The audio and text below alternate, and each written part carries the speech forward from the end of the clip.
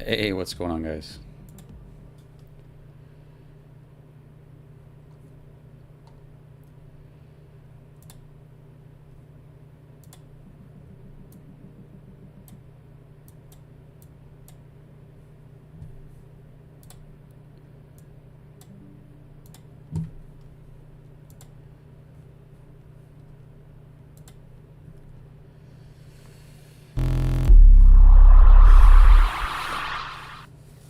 Hey, what's up, everybody?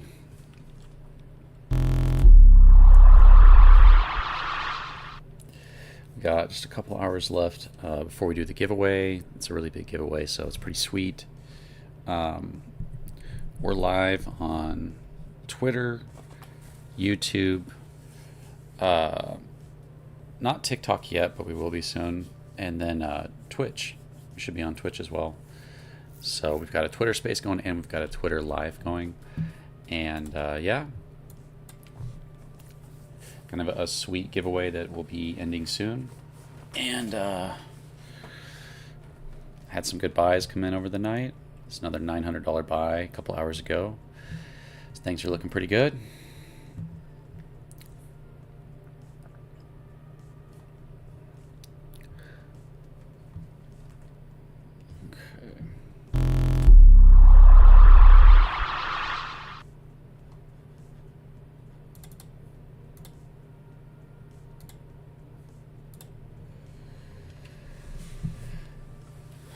Good morning, Zach. Good morning, Waft. Hey, what's up, Control Dog? Tuning in from 30,000 feet in the air. Oh, you're in a plane right now? That's crazy, man. Awesome work, mate. Much appreciated. Cheers. Make sure you're liking, sharing, pushing live. Yeah, I appreciate you guys hitting the like button, share. You know, people are getting up for work and stuff, but I guess if you're in the right time zone, this might be a good time zone for other countries. But yeah, we're just on the control mission, control goal to be a top crypto, so that's what we're working towards. And we have an awesome setup to make this project succeed. So we're going to be doing that giveaway. And honestly, let me see if I can get a countdown added.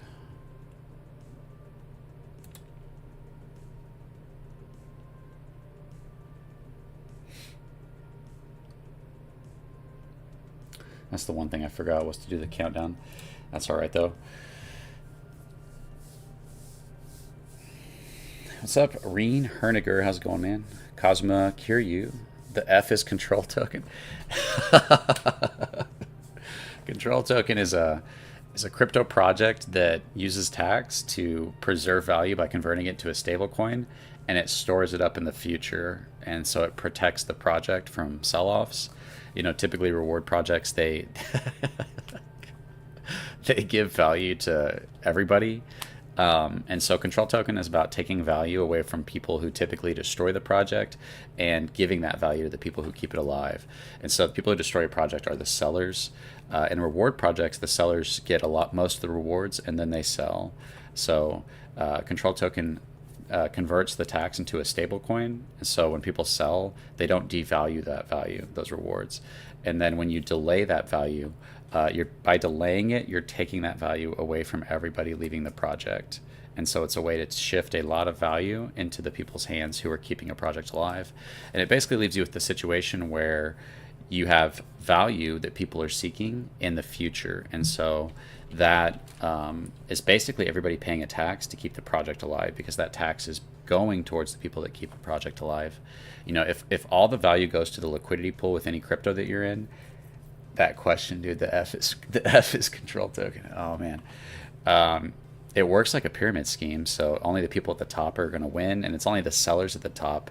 Not even everybody at the top wins with the crypto. It's just those who sell at the highest points.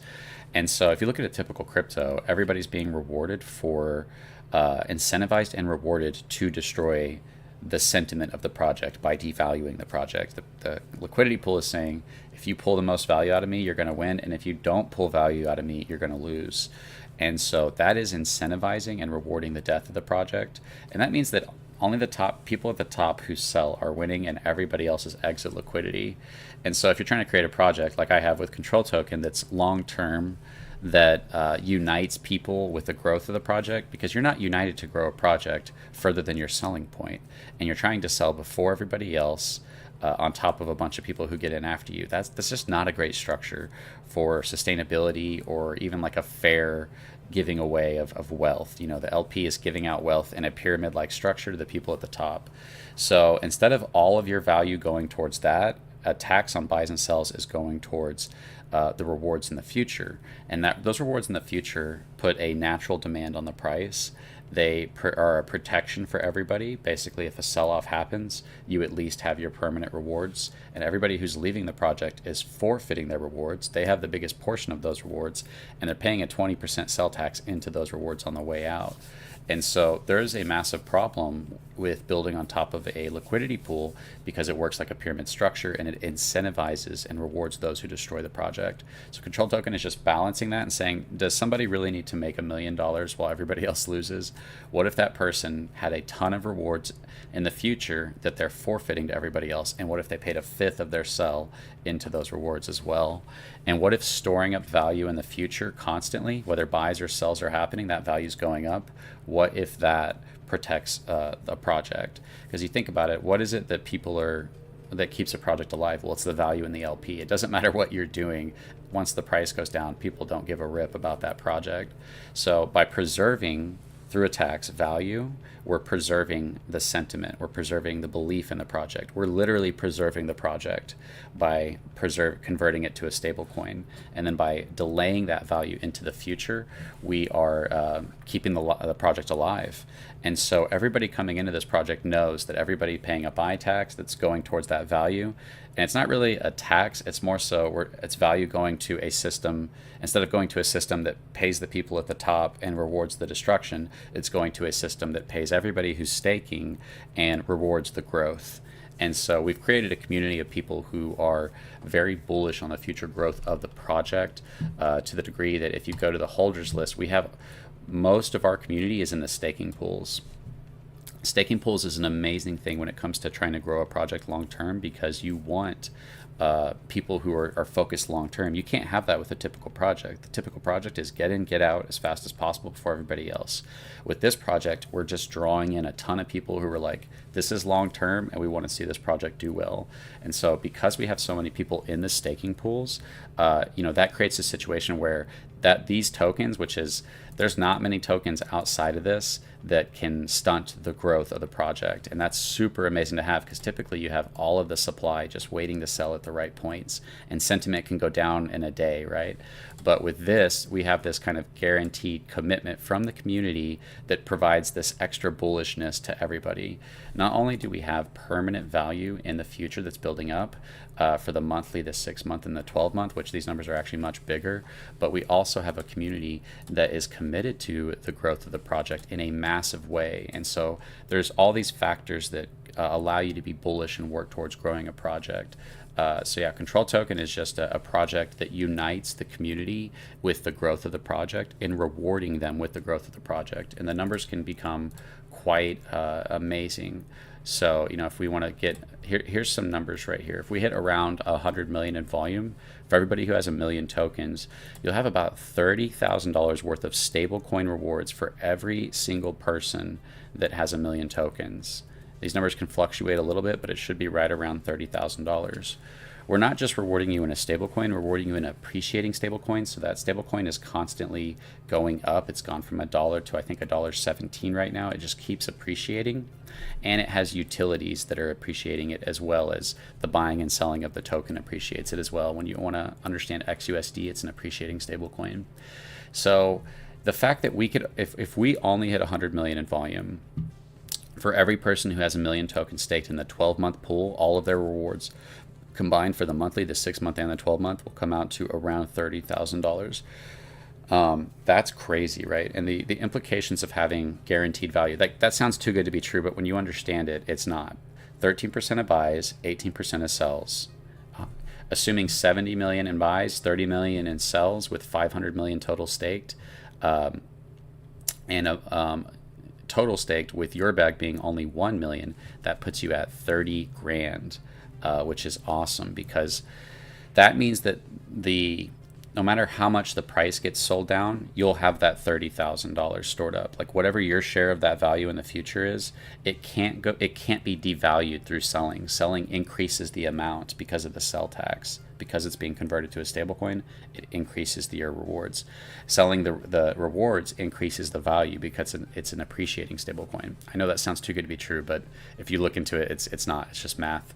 And so never has a project before had guaranteed value for people to this degree. We are the best rewards project in the sense of if we do well, we will have the most rewards for out of any reward project ever made. And so think about that. 100 million in volume, $30,000 for everybody who has a million tokens staked in the 12-month pool. This is $100 million in volume that's taxed. There might be some arbitrage. That actually, there might be some of the volume that contributes to not being taxed, but most of the volume is going towards the tax volume. So yeah, 100 million in tax volume is another important distinction. That does lead to $30,000 worth of rewards. And that's only 100 million in volume. You know, some projects do hundreds of millions to sometimes billions in volume. And so is a project that has a community that has most of the community staking into these staking pools, where if they try to leave these staking pools, they have to pay an unstaking early fee if you leave early. If you fulfill your time, there's no unstaking fee. You can just get your rewards, get out, and you can sell if you want to or restake. But if you try to leave early, there's a 30% unstaking fee, and then on top of that, there's going to be a 20% sell fee. So most of these people are very likely to not come out and stunt the momentum that we get when we get to this growth. And that's basically most of our community saying we're committed to allowing this project to grow over a long period of time. And so the number one factor of what kind of causes a project to do well is this growth. You know, as we grow, as we get that momentum, that gets exciting and it can become exponential. And we have a community that's basically dedicated to letting that do its thing. And so by becoming a top crypto, or by blowing up, you know, to heights that you traditionally couldn't reach, we believe we can reach some of these high levels of volume. And yeah, if we hit 500 million in volume, that's $147,500 in stablecoin for every wallet that has a million tokens staked in the 12-month pool. And so as you get in later, that value goes down if you miss the monthly rewards, but not by much. It's if you miss the 6-month reward and the 12-month reward. That's where most of everybody's rewards are at, is in the 6-month and the 12-month. We're doing a giveaway on Twitter. So everybody who buys $500 or more, and there's only 2 hours left, will be entered into a giveaway that I'm going to do live, and we're going to be giving away 1.2 million tokens, which is worth over $4,000. And it can also get you into the whale pool. And so we have a very revolutionary idea in terms of how do we keep a project alive? We have to preserve value in the future, and it can't just be a little bit. It needs to be significant.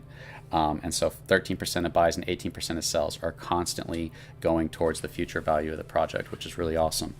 And so you can see right here that the rewards, they build up and then they distribute. So we're going to have our first month. That's the month we're in. And then we've got the next month, the month after that.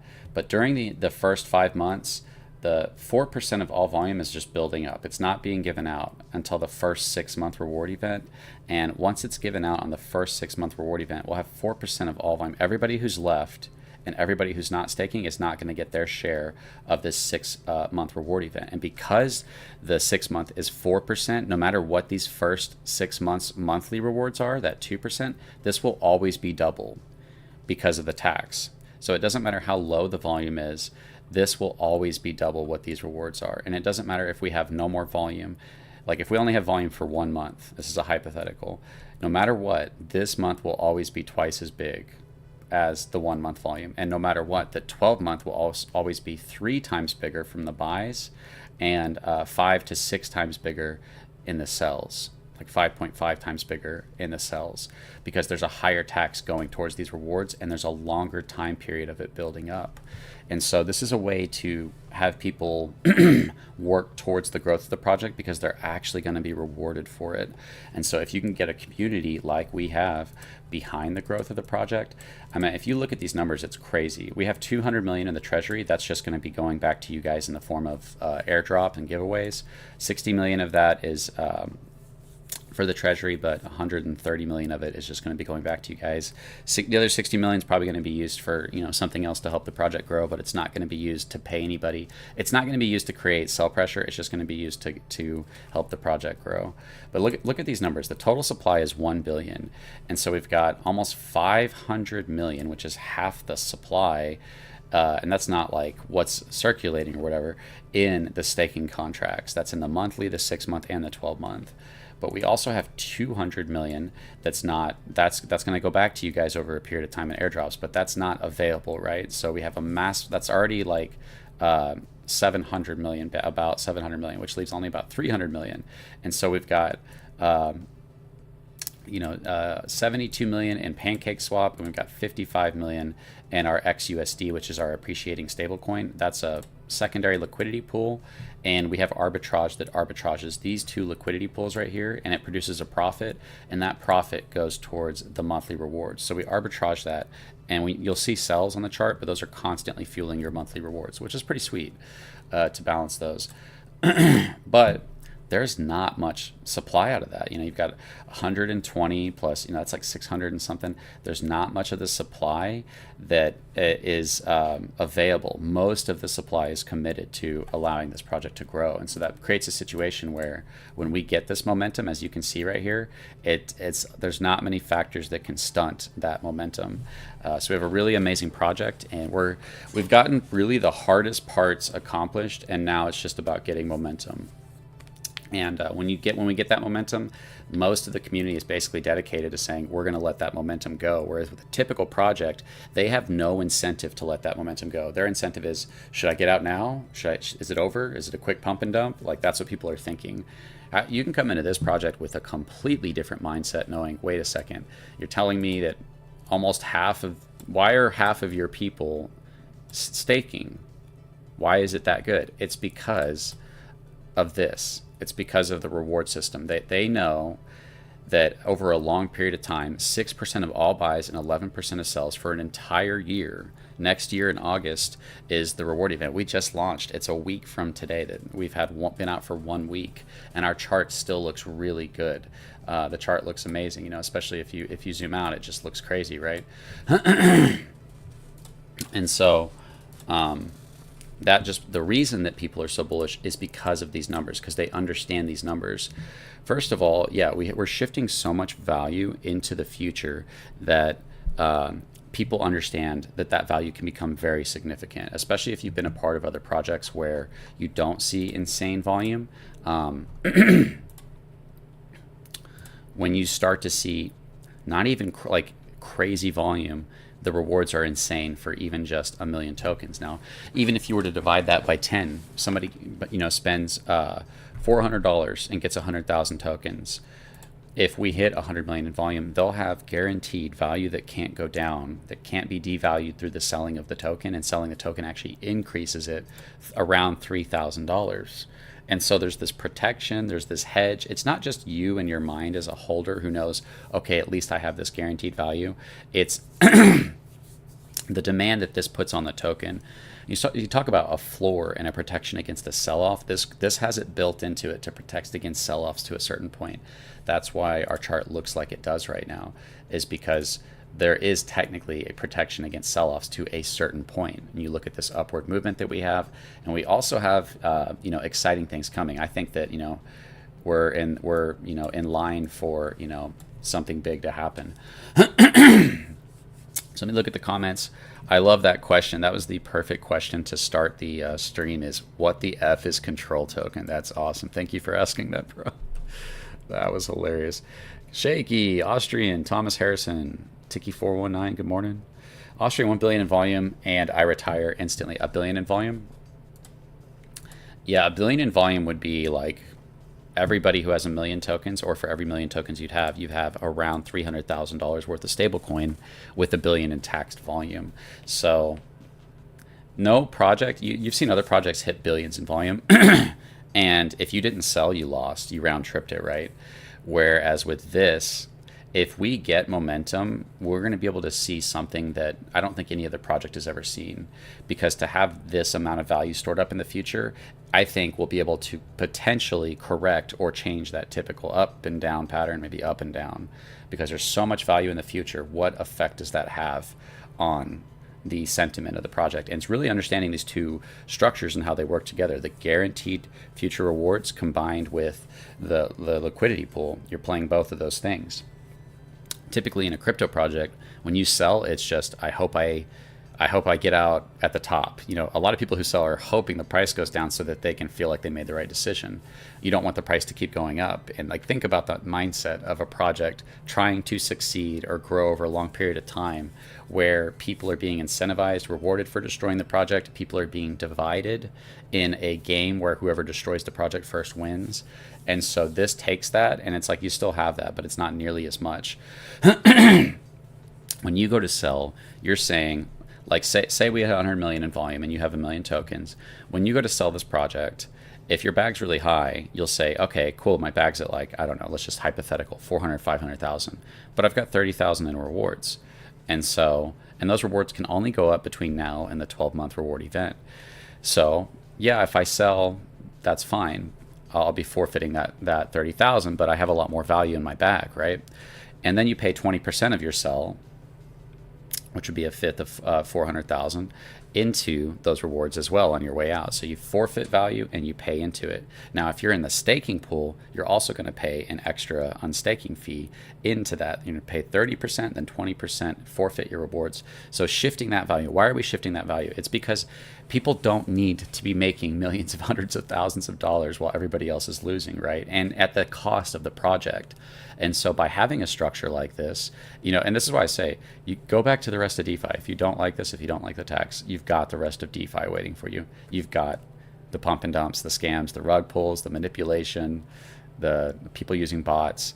But if you want to try a structure that works a little, that kind of changes it, that's what I'm saying. Is everybody, this is the foundation, liquidity pool. Everybody's building on that. They're building meme tokens, utility tokens, all kinds of stuff on a structure that incentivizes and rewards people for destroying the price. And so I'm just saying that is so unbalanced. There is so much control in the hands of those people that if you take that control back and you give it to the community, and it's super important that you reward and incentivize people for doing good instead of reward them for doing what's bad for the project. And so a liquidity pool naturally gives 100% of what's bad for the project to the people who sell. All the value goes to the people who sell. And that's the bad actors. That's people who aren't bad actors, but they just happen to buy at the right time early. And it's just a pyramid scheme. And then there's just a narrative that's trying to get people to believe in this idea so that the people at the top can take profits. I don't like that. I don't want to play that game, right? And people just, they want something long term. They want something that feels safe. I'm here, I'm doxxed. My name's Thomas. People know what, I live in Oklahoma. I'm on a beach, I'm on the Squid Grow team. I've went to NFT NYC. I've been very public for years, showing who I am and the kind of character that I have in terms of, what I prioritize is your value. I'm not going to try to benefit at your loss. I'm going to try to benefit at your gain. I want to do well by helping you, not by hurting you. And so I'm literally doing that by addressing a structure that's designed to hurt people. If we didn't have this structure, as people come into Control Token, they would just be your exit liquidity. And I don't want to do that. Like, what's the purpose of doing that, right? You're creating a game where it's just whoever buys at the right points and sells at the right points. But we can counter that by shifting this value into the future and saying, hey, if you stake, you're going to get your monthly 6-month rewards, the 12-month rewards,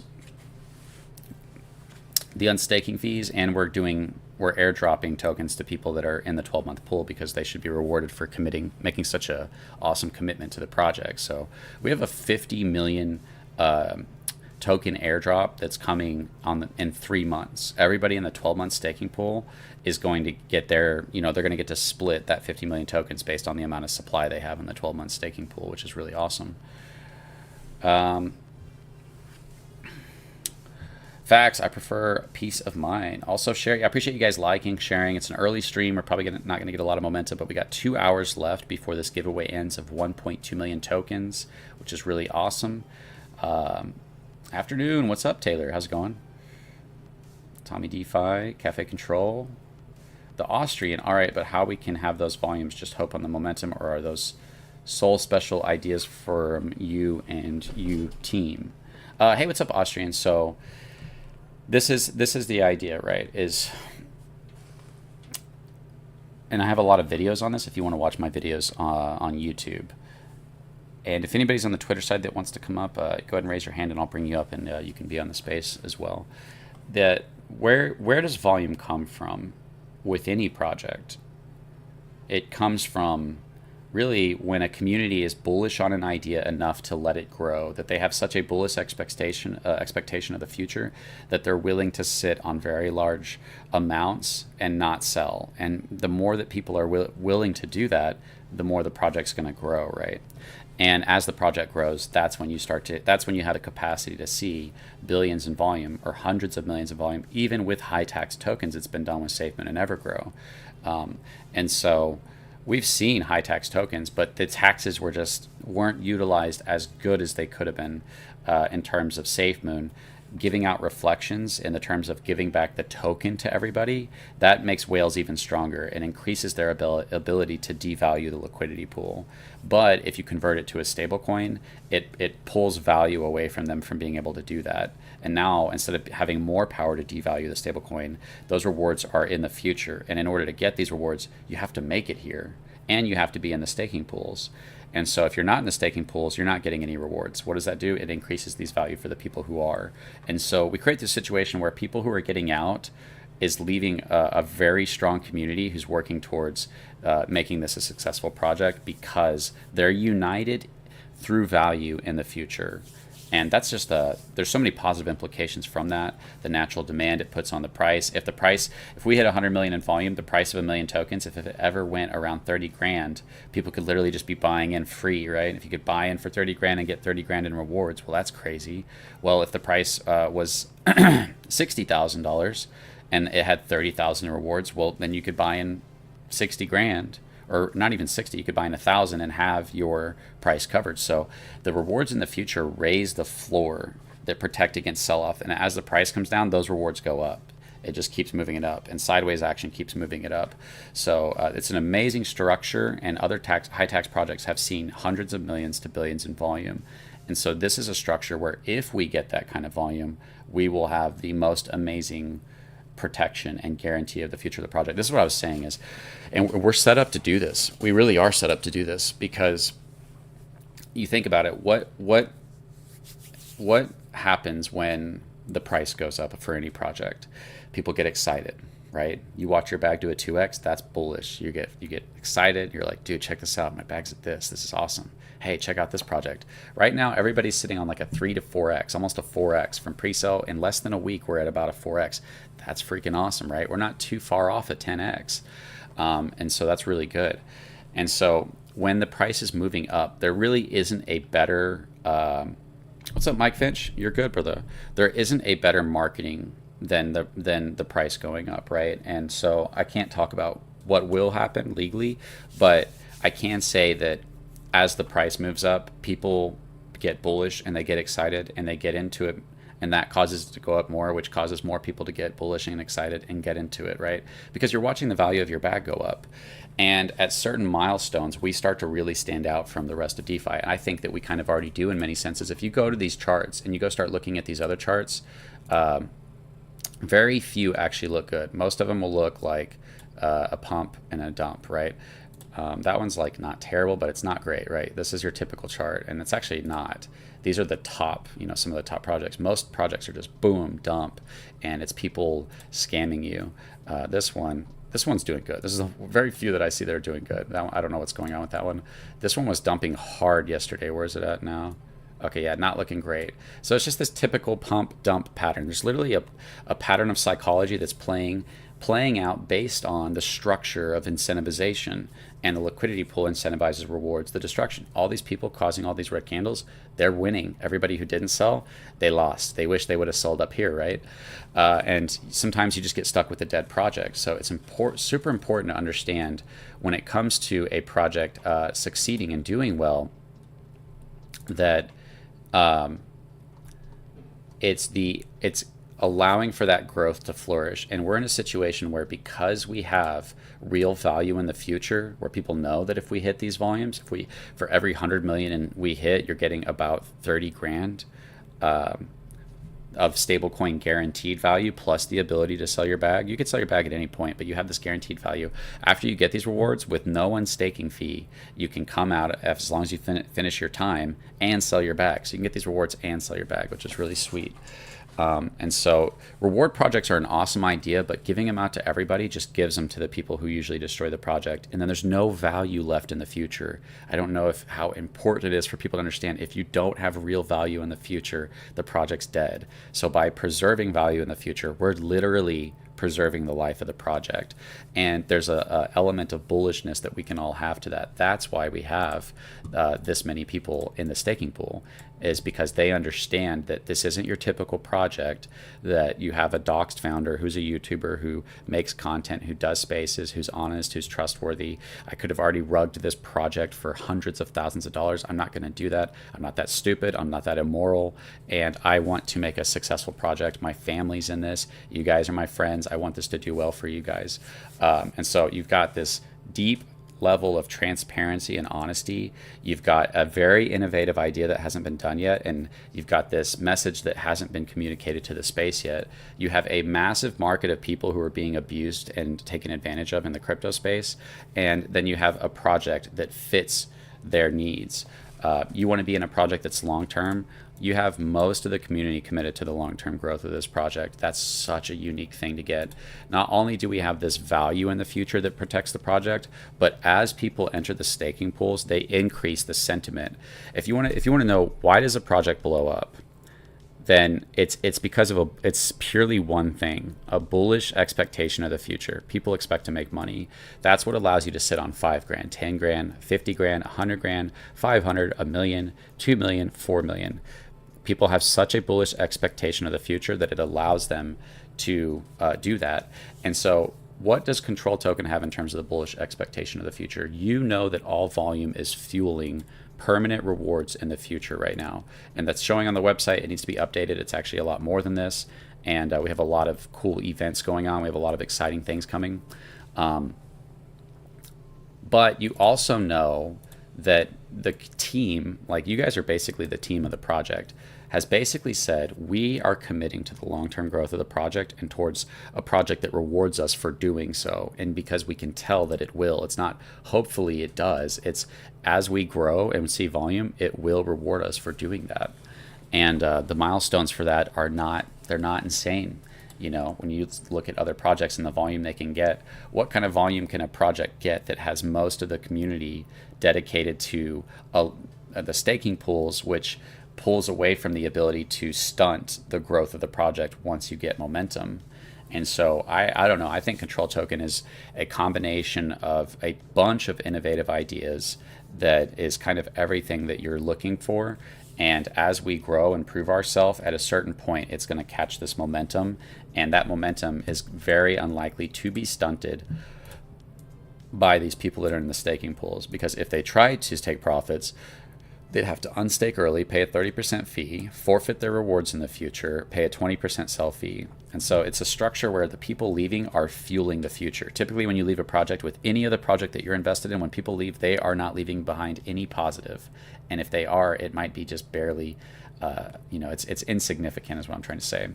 And so in this project, people who are committing to the staking pools are being greatly rewarded, and people who are leaving the project are being greatly taxed or punished, in the sense that you already are getting so much rewards. You know, why does a pyramid scheme need to make 2 to 5% of people rich and 95% poor? That's DeFi, guys. Like, just to be real with you, maybe the numbers are a little bit different, but it's just the people at the top who sell versus everybody else being exit liquidity. Unless you sell for just barely a profit, most people who are making those big gains that everybody's chasing, it's a very small group of people. And so through using a tax, you can pull away that value that typically goes to the liquidity pool, and you can put that value in the rewards in the future. And so Let me go to comments and see if there's anybody on the Twitter space that wants to come up. We'll go ahead and read the comments first. Remember, guys, we're doing a giveaway. And we got an hour and 47 minutes left before giving away 1.2 million tokens. If you multiply 1.2 million times the current price, it's a value of over $4,000. It's comes out to like $4,500, and it gets you, if you stake 1.2 million tokens, it gets you in the whale pool where you don't only get the month rewards, the 6-month rewards, and the 12-month rewards plus the unstaking fees. You get an extra 1% of volume that only goes to the people that are in the whale pool, and you get your own special reward event at the end, which half of the unstaking fees go towards this 12-month pool that are only for people who have 1.2 million tokens and are staked in this pool. Everybody who doesn't have 1.2 million tokens cannot get a share of this extra 1%. Everybody who has 1.2 million tokens and doesn't stake in the 12-month pool is not getting this extra share of this 1%. So this is another way to unite the people, because, and I've said this before, it's super important to understand these things. Who controls a project? Is it the team? Is it the community? Well, we do have some control, but who really controls the project is who has the most control over the price. And that's the whales, right? That's people who can make a big impact on the charts, a big up, a big down. And we have created a system that not only incentivizes and rewards them for keeping the project alive, but goes this extra mile to create these whale pool extra rewards where they get this extra 1% every 3 months. And at the end, half of the unstaking fees, whatever they are, will be going towards a special pool where only the whales get it. And that means that if I'm a whale and you're a whale, you know that if I sell 100 grand, that 15% of that, the tax, goes towards you. Like I sell for 100 grand, I unstake, 15 grand goes towards you, plus I forfeit my share of all these rewards, and then I pay a sell tax on top of that, which is, another, what would that come out to? I don't know. Yeah, it would come out to actually about another 15 grand going towards only you in the staking pool. And so if you get into the millions of dollars of unstaking fees, if people are doing that, it'll massively fuel this 12-month reward event, which we call the control event. And the control event is counting down right now. There's 358 days, 8 hours, 43 minutes, and 44 seconds until the moon vault opens. And when this moon vault opens, it's a vault on a moon that's just building up appreciating stablecoin for an entire year. And so we have a community that's basically said, hey, let's do this thing. We have a situation that most projects dream of having. I promise you, most projects are going to see your typical pattern when you look at the chart. They have to have something very unique going for them, and that causes the sentiment to be so bullish on the future of the project that they hold and are able to allow for the growth of the project. And so we just have a situation where the people understand these rewards and this math can get insane. If we ever hit 500 million in volume, that's $147,500 in stablecoin for everybody who has 1 million tokens. And so even if you only had 100,000 tokens, which is like around $400, a little over $400, that would still be $14,000. And so it puts us in this awesome position. Got another $100 buy on the charts. Awesome. We also got a $16 buy. Welcome to Control Token if you're new.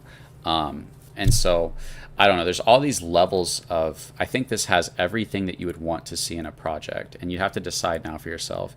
Do you want to do this? Do you trust me? Do you like the idea that most of the holders are in the staking pool? Do you think this is an innovative idea to have permanent value in the future that is a protection, a hedge against sell-offs, a extra layer of bullish sentiment in the minds of people? Because that's what I was saying this is a very long explanation, right, if you're still listening, which is, where are we going to get the volume from? Volume comes from the project becoming a top crypto. How does the project become a top crypto? You create a bullish sentiment that allows for it to become a top crypto. That's really the factor, right? How do you do that? By actually doing that. You don't want to just convince people of an idea that's not true. You can try to do that. I'm not going to do that. I've created a situation where it is true, where as we become a top crypto, these people actually will be rewarded for it. And we don't even have to be super successful for a lot of these people to come out positive. Another thing about this is, when you look at a typical crypto, it's just the sellers that win. It's just the sellers. Our project is selling for you and storing it up for people who are staking. And so we're creating a ton of winners that aren't the people that are hurting the project. which is awesome. Wish I would have gotten on the pre-sale. What's up, River Coffee Company? You make coffee, nice man. I haven't had coffee in a while. Yeah, hey, the pre-sale, everybody, you just have to look. I had somebody say when we were over in the twos, that's too much green for me. They said it right here, and now look where we're at. We're almost 2x of that. And so if we do a 10x, people are going to be like, oh, I wish I would have bought. And it's like, you have to decide. You have to look at the community you have, the idea they have, and whether or not you think they're going to do well or not. So you've got me. This is my full-time job for this next year, is to make this project grow. My daily goal is to come in, make content, do partnerships, make something exciting, plan, strategize, work with the community. I don't treat this like it's me versus making this project succeed. I treat this like I have a team. And so if you look at the team that I have, when you talk about control, right, is control token, what control do you have over your investments? And when we all enter the staking contract, you guys have basically just given a level of bullishness that doesn't exist with other projects. That much of the supply in the staking contracts, what does that mean? It means the momentum that we're going to get is not going to be stunted by those people. Most of the wallets are not going to stunt that growth, which is amazing. And it also creates this situation where I know that you're in, you guys know that I'm in the 12-month staking pool.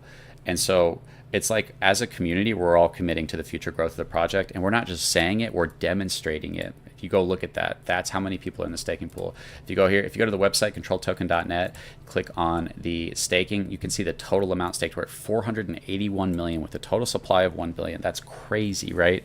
And so a lot of that is in the 12-month, a good portion of that's in the 6-month, and probably most of it's in the 1 month. But many of those people who are in the 1 month are going to switch to the 12-month at the end of this month. But we at least have this month of time period where we're going to have a lot of opportunity to get momentum that isn't going to be stunted, right? That's an amazing thing to have. I've talked about, there's such a, most projects, you have a ton of whales, 30, 40 whales. We just don't, we have like 5, 6, 7, 8. But other than that, and they're not even really whales. We have we really have like 2 whales, and then we have some dolphins, and then some whatever you want to call them. But the rest is, most of the supply here is in the staking, which is awesome. And so we're in a really awesome position where the community is saying, we're not going to destroy this project for a short-term game. We're going to hold for this project. And if the more of us that focus on those long-term rewards, the more realistic that becomes. Because if a project blows up, then the volume comes with it. And I've talked about this before. As the volume comes, or if we hit that initial growth, it will secure volume for the rest of the year. And I can explain that because of the reward events and how it's distributed out. If we hit, say, within the first couple months, if we say we hit 100 million in volume, then not only do you have the rest of the year for volume, but most of the rewards are put into the 6-month and the 12-month. The 12 months is bigger than the 6-month. And so if we have sell-offs, there'll be people chasing those rewards into the 6-month. And if we have sell-offs again, there'll be people chasing those rewards. There's also the demand on the token is crazy. The demand it puts on the floor. Like I said, if we hit that 100 million in volume, the value of 1 million tokens right now is like, what, 4 to 5 grand? If we hit 100 million in volume, you'd be buying in at profit if it ever went around 30 grand. But most likely, it would be, the demand for it would be much higher, right? Like, even if you could buy in for a quarter of your rewards, right? Even if the cost was $100, but you're getting $25 in rewards, that's a great deal. So at what point do those rewards become not a buying opportunity? Because whether you're buying $100 and getting 25, or you're spending $100,000 and getting $25,000 in rewards, it's an awesome way to be like, at least I have this protection. You're buying into guaranteed protection value. No other project can have that. We just have too many good things that aren't so clearly stated out. It just kind of takes me a minute to kind of get through all of those things. And obviously, the more volume we have, the higher that demand. And so, yeah, what if it was a 10th of your value or a 20th? That's still awesome to know. Oh, cool, I buy in, I've got this guaranteed value, and that can only go up with buys and sells until it gets distributed, which is really sweet. Scott B in the chat, how's it going, man? Let's freaking go. Happy 1 week anniversary for Control Token. Let's hit 500,000 in TV today. I thought we could hit it yesterday, but we fell short. But if we match yesterday's volume, we'll hit it today. Let's freaking grow. Let's see. It's 9:23, guys. We have an hour and 37 minutes left. We're doing a 1.2 million token giveaway, which is worth around 4 to 5 grand. And if you put that 1.2 million tokens into the 12-month pool, then you're going to get the all of the rewards, the monthly, the 6-month, the 12-month. You're also going to get all the unstaking fees built up over the entire year into the one for everybody and the one to only the whales. And then you're also going to get this extra 1% of volume every 3 months that only goes to the whale pools. So pretty awesome. 1 million tokens isn't a whale, but it's just what qualifies to be in the whale pool. Probably 4 to 5 million tokens might be considered a small whale. But for the most part, a whale is probably like around, I don't know, 10 million tokens or more, and we just don't have many of those. So pretty awesome situation, and that giveaway is ending in an hour and about 30 minutes. So everybody who makes a $500 buy or more is automatically entered into the giveaway. So we're just going to track all of the wallets that did that. As long as it's around $500 or more, then that's an entry into the 1.2 million giveaway. I'll do that live on here, and I'll enter all those, and then I will be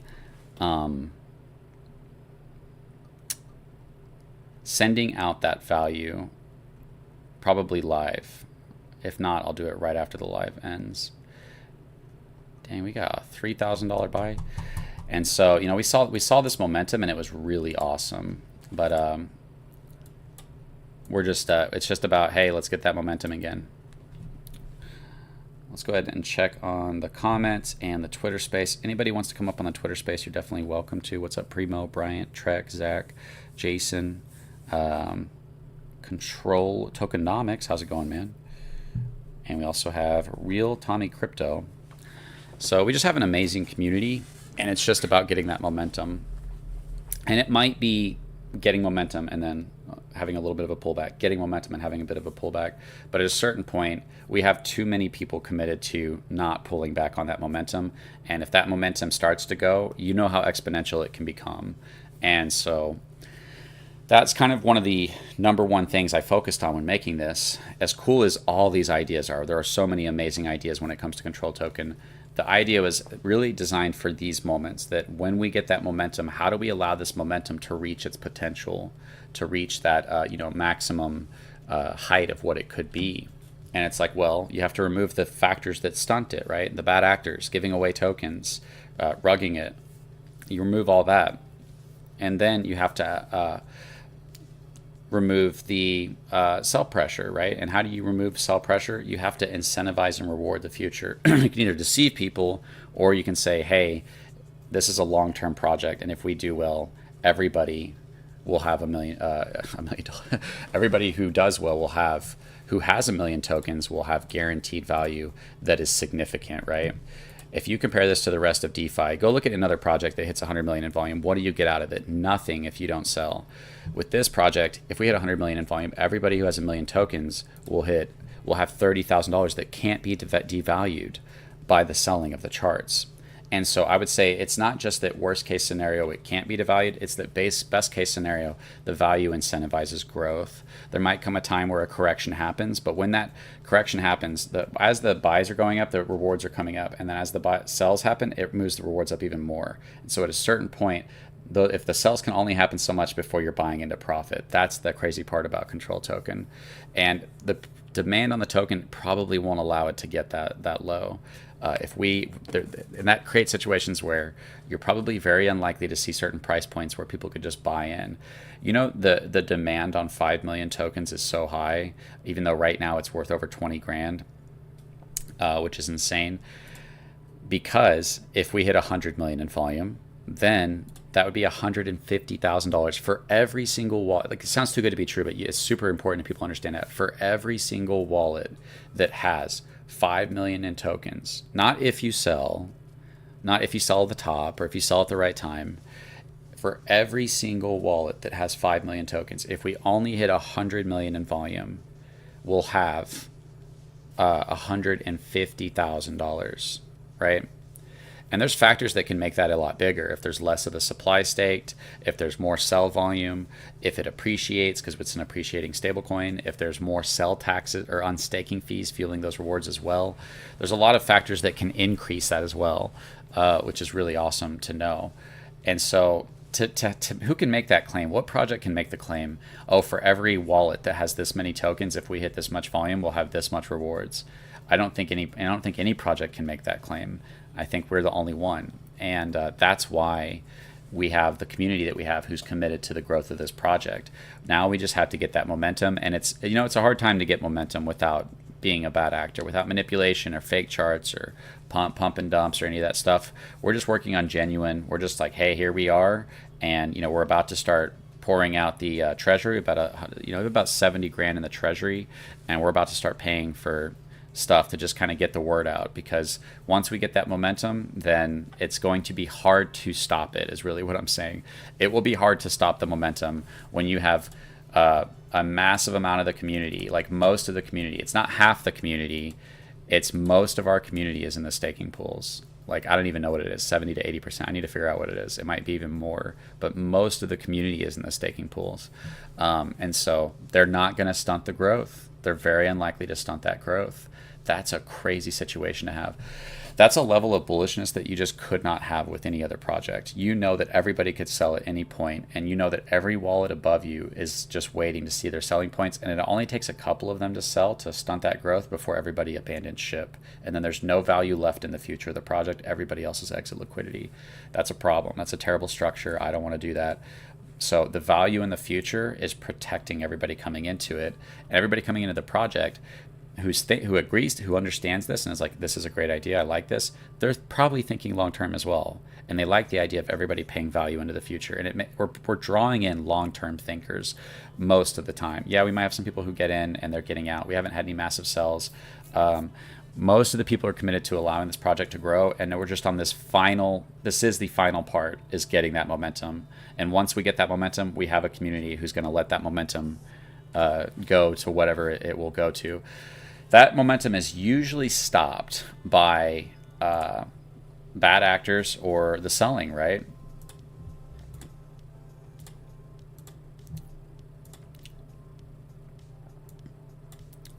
And so I have a lot of videos on this stuff that explains this. But if we start to look at this, right, here's a part where I'm talking about the, let me fix this a little bit. This part is pretty important, right? No matter what narrative you add to a project, the people at the top are going to win, and everybody else is exit liquidity, right? That's super important. We've got some other slides.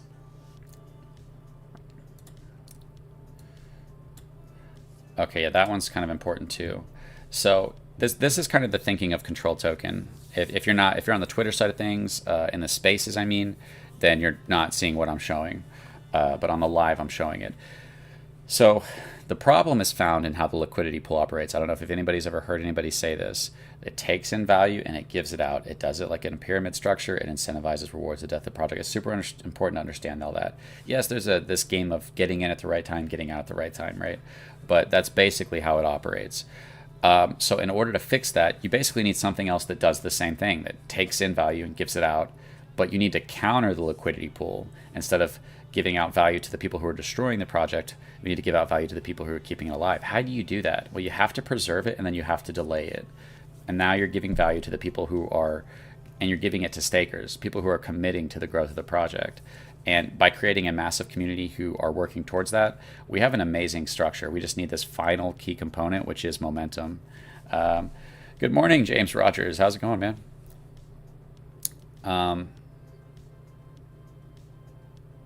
Yeah, and so here's something that I created that's kind of this example. If you look at this chart, this is hypothetical.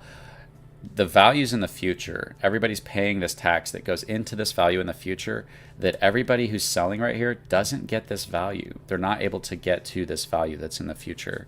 So that's super important that you understand that. That's what we're doing with buys and sells. We're just constantly shifting value to the future, so that when people leave, they forfeit their rewards. In a typical reward project, they get all the rewards and they sell, and then the project's dead because there's nothing to look forward to, right? There's no value in the future. So yeah. And so we convert it into a stable coin, an appreciating stable coin, which is just another layer of like craziness. You can go down that. The fact that a stable coin, if you have $100,000 and a stable coin appreciates to $1, from $1 to $1.50, then you have $150,000. So the appreciating stable coin is a crazy concept, and our value that we're storing up is constantly appreciating. It's not just sitting at what it's at when it was put in there. It constantly appreciates through utility and through buying and selling the token, which is a just crazy thing to think about.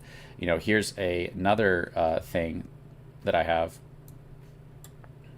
This is a pretty good picture of what it is that's happening, because the price charts aren't going to show this. You have to look at the rewards, and then you have to look at the price. But as buys and sells happen, the rewards only keep going up. It doesn't matter whether the price is going up or down. These rewards only keep going up. And so that's just a crazy thing to have. As the price keeps moving up or down, these rewards don't move down. They just keep moving up. And at a certain point where a big sell-off happens, the rewards don't go down. There's value still there, and it can help get more momentum and recovery and new growth. Super important to understand that. This is another part where we talk about all the implications from the project, and so you won't be able to see some of it because I'm in the way, but it says protection against sell-offs. Yeah, it protects against sell-offs to a certain degree because of that real value in the future.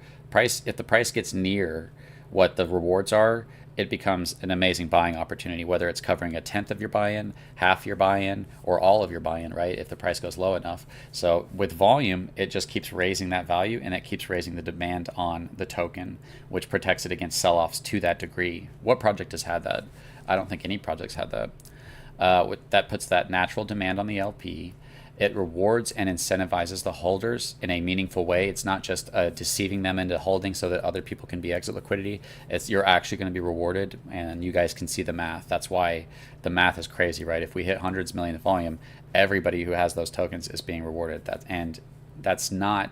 That's if they don't get a chance to sell at a good price. They still have their rewards. What project has that kind of protection against the sell-off? Your wife, I said this last time, your wife wouldn't have left you if you would have done control token.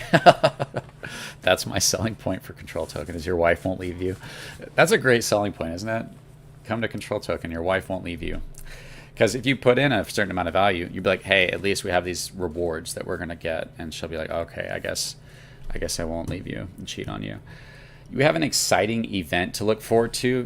This is such a important thing to understand, is that crypto projects, they're trying to sell you on an exchange listing, a billboard, some type of event that leads to a bunch of people who might buy, that causes the price to go up, that gives you the potential to maybe take profit. That's what people are hoping for.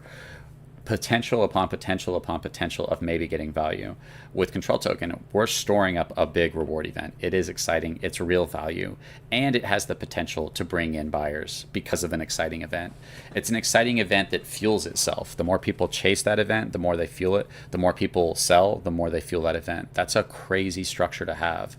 We have what could be one of the most exciting reward events in crypto when it comes to altcoins.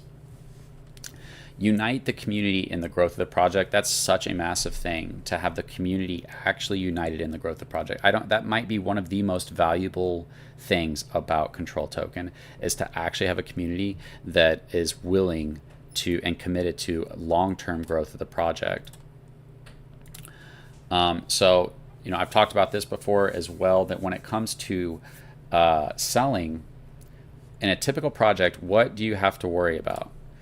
When it comes to selling, the price might go higher. That's it.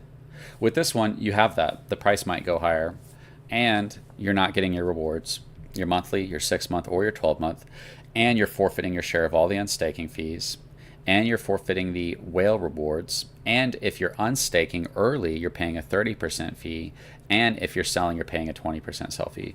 Now, people, when they think about tax tokens, they go, oh, buy tax, sell tax. No, don't think of it that way. The tax, for one, is going towards protecting the project. Everybody paying that value, instead of that value going towards the liquidity pool, which incentivizes and rewards the death of the project, 13% of it goes towards the future rewards, which incentivizes and rewards the growth of it. Super important. You don't see that as a tax, and you see it as value countering the pyramid structure of the project and keeping the project alive. Sell tax, that doesn't apply to everybody. That only applies to the people who sell. And so it's important that you see that the people who win a project are the sellers. Having a sell tax in any project, I think having a sell tax is a great idea, because most projects are bad actors taking advantage of everybody else. And a sell tax is a way to pull value from them. And as long as you know what you're doing, you can give that value back to the people in the future of the project. And so this isn't just about, oh, these people destroyed the project, let's take value from them and give it to the people who are left. Let's take that value and build it up in the future so that we can have something that allows the project to continue to grow, to continue to see volume. If you have rewards, exciting reward events in the future, you're going to see buys and sells leading into that, and those buys and sells are going to fuel those reward events as well. And so all of this is designed for you, the individual, and for the growth of the project.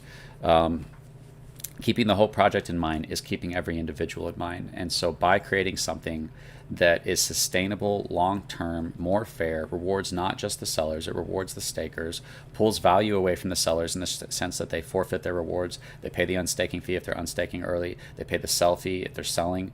That's a ton of value being shifted to everybody else. And it's not being shifted to them immediately, but it's being shifted to the future, so that those who don't make it to those reward events are being rewarded. With everybody who left, you all forfeited all of your rewards. You all paid in to these rewards, and it's a good amount too. Why is the tax high? Because if the tax was low, it would not be enough to counter the pyramid structure of liquidity pools that every single project is built on. You need significant value being stored up in the future to counter that. And I need to find some of my other videos, because we have a crazy situation where these two things are working together. The value in the future is its own narrative, right? And it's its own story, which is this is permanent value that's being shared amongst those who stake and make it to these events. If you leave early, you're not getting your share of that, and you're paying into it even more. So if you chase those rewards and then you decide I want to take profit, which the only way you're going to decide if you want to take profit is if your bag goes crazy, right? If you put in 1,000 and it goes to 150,000, you might be okay with paying the unstaking fee and the sell fee and coming out with 60 grand at that point, right? And there probably will be people who do that, but we're not going to sacrifice the project for a couple people to make some profit. In fact, we're designing all of this to help keep this project alive. So it's super important that people understand the structure that we have. I do have that in another video right here. I just have look, the sellers that are leaving are rewarded. That's every project that you're in. The people leaving, selling, they're rewarded. People holding and staying, they're punished. How can a project grow if that's the incentive, if that's the game we're playing, right?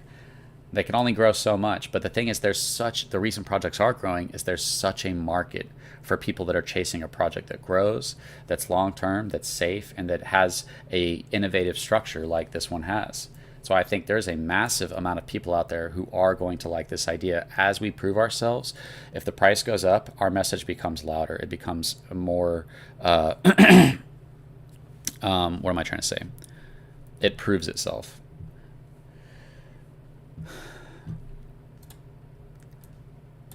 There's the rewards. And so I have a lot of videos that do a really good job of explaining this. But that's kind of like another way to look at it, is this permanent future value that protects against and incentivizes the price. The permanent future value narrative incentivizes the price to grow. It puts a demand on it, and whether the buy or sells are happening with the liquidity pool, it's constantly fueling that future value, and that future value is constantly putting a natural demand on the price. So they have a relationship together, and they fuel each other, right? They help each other. The permanent future value helps sustain the long-term growth of the price, and the price going up or down is constantly fueling that permanent future value. So it's a really cool relationship that they have there. We're doing a giveaway, guys, 1.2 million tokens, and that ends within the next hour. In 17 minutes, we're going to be picking one person who makes a buy of $500 or more of controlled token. We can track all that through the buys and sells right here. And we had another $500 buy. That person just qualified for 1.2 million tokens. Hey, beautiful. And you guys will be able to watch me do this live. I basically can take every number, put it into a random picker, and then I click it, and whoever it lands on, that's just fate, right? As long as you made a $500 buy or more within the last 48 hours and you've got an hour and 15 minutes left to enter into that, then somebody's going to get 1.2 million tokens, which is awesome. And a lot of these people who have bought are sitting, at a good point as well. And everybody who's buying into this project, you're buying into a guaranteed share of value that can only go up as we have volume for an entire year. A lot of people, they want to get in something and just be like, cool, I'll come back to this later. I just want to sit and hold. A lot of people think that way. They don't want the hassle of trying to have to keep up with something and track wallets and follow the trends and see what FUD is happening and see what hype is happening to decide, it's a lot of work to keep up with the psychology, the overall sentiment of a project, the plans, the roadmap, the what's going on, to try to decide if that now is a good time to get out or not. And if you have multiple projects, who wants to do that? So this project has a lot of really really awesome things to it. You can do buy and hold. Oh, cool! I can just sit in and see what this community does. Most of the communities in the staking pool, that's crazy. So that's an amazing opportunity, and we just need to kind of demonstrate that. We've demonstrated it right here, and I think that we're on this kind of upward trend right now. And we have some exciting things coming soon that might be, like I said, when you look at these charts, sometimes it's just a catalyst, right? It's just one event that is the thing that pushes you to something. I remember when I was in certain projects and you'd zoom in on one of these things, and this looked like the chart, right? And you'd be like, oh, look how amazing we're doing. And that does look cool, right? But then you zoom out and it's like, look at that. That's the momentum we had, right? And so, yeah, consolidation, or whatever these periods, those are good. There's only so many people that can stunt the growth. And so at a certain point, what's going to happen? You know what I mean? We're sitting at a really awesome point. We're sitting at a 3 to 4x from the pre-sale, and we're only a week in, and we have most of the community committed to the staking pools. We have this amazing opportunity, and it just takes one thing. It just takes one thing going viral, or once we get some momentum, it's going to make it easier to continue to get momentum. That's what I'm saying is right now we're just working towards momentum. But as we get momentum, it'll be easier to get even more momentum. And you might have some periods of consolidation. But most of this community is committed to not stunting this momentum. And that's why if we, like I said, like I was explaining earlier, see some kind of massive explosion in value, that's where we're going to secure volume for the rest of the year. Because that permanent future value, when a typical project sells off, there's no reason to buy the token. But because there's permanent value, sell-offs can only happen to a certain amount. And so if we have sideways action, that's fueling the rewards. If we have upward action, it's fueling the rewards and increasing the sentiment, which kind of increases it. If something's moving upward, it's basically increasing the rate at which it's moving upward, right? That's as crazy as that is. We all know that's kind of how crypto works. And then if it's moving down, it's providing a cheaper entry point into these rewards. And at a certain point, they meet and it becomes a buying opportunity. And that becomes kind of guaranteed. Like I said, when I look back at the math, around 100 million in volume, around $30,000 for a million tokens. A million tokens cost, what is it? A little over $4,000 right now. And so if we hit 100 million, and we could hit that throughout the entire year, but say we hit it in the first couple months, right?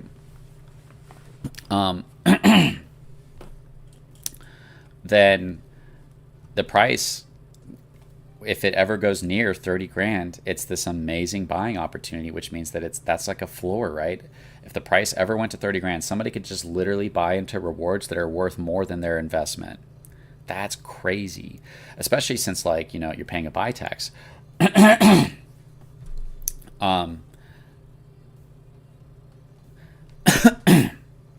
Sorry. Okay. Let me check the... What's up, Scott B? $500 buy alert. Mitch Bromwell, smack the thumbs up and share. Cafe Control. So true, not a tax, but a security. What's up, Mitch? Hello, Control Token family. Thanks for hitting the like, guys. This is an early stream. Most people are not like on crypto live stuff right now. But the giveaway's ending, so I wanted to go live for the giveaway ending. Maybe next time we'll pick a later time at night if we do another giveaway soon. Let's go ahead and go to the Twitter Spaces. Is there anybody on the Twitter Spaces that wants to come up and say anything? You guys are welcome to. Bryant, Ultra, Control, Joel, M, Jason, anything you want to say? We're live on Twitter Spaces, Twitter Live, YouTube, Twitch, and soon to be TikTok as well. Just because here's the kind of cool thing. I was talking about this last night. These streams can get super exciting as these buys come in, and you start to see a run go. When runs are exciting, they're fun to watch on your phone or whatever, but when you're watching it live with me and we're all watching it together, it like amplifies the excitement. And if we got multiple platforms going and something starts to happen exciting, it'll likely be able to draw more attention on those other platforms. And it's basically a way to draw attention. That's what I was thinking about. It's really all about attention, and drawing your attention towards the excitement causes the project to do well. That's why bullish sentiment can cause a project to succeed. Crypto Leech says, when you buy a control token on the website, it looks like it auto stakes them. What pool does it stake them in? If you go to withdraw right here, it'll show you what pool you're in. I'll shoot DeFi Mark a message and let him know that that it is auto staking, because it shouldn't be auto staking.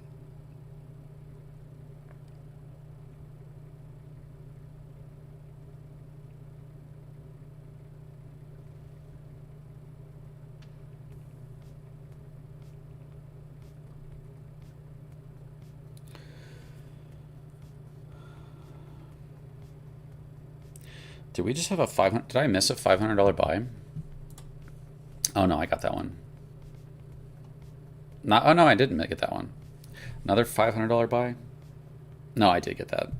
Welcome to Control Token, guys. Giveaway ends in an hour and 10 minutes. It's the final entries. These are the final entries for that giveaway of 1.2 million tokens worth $4,500. Okay, what is it worth? Let me just figure out. 1.2 million tokens current value.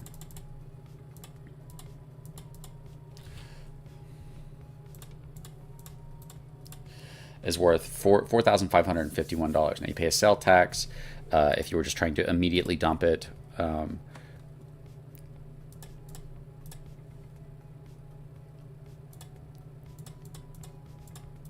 you'd be coming out with $3,640. If you were just to be like, I'm immediately dumping this. I don't think the person who wins is probably going to do that. But yeah, we have a really awesome setup right now. Really awesome community.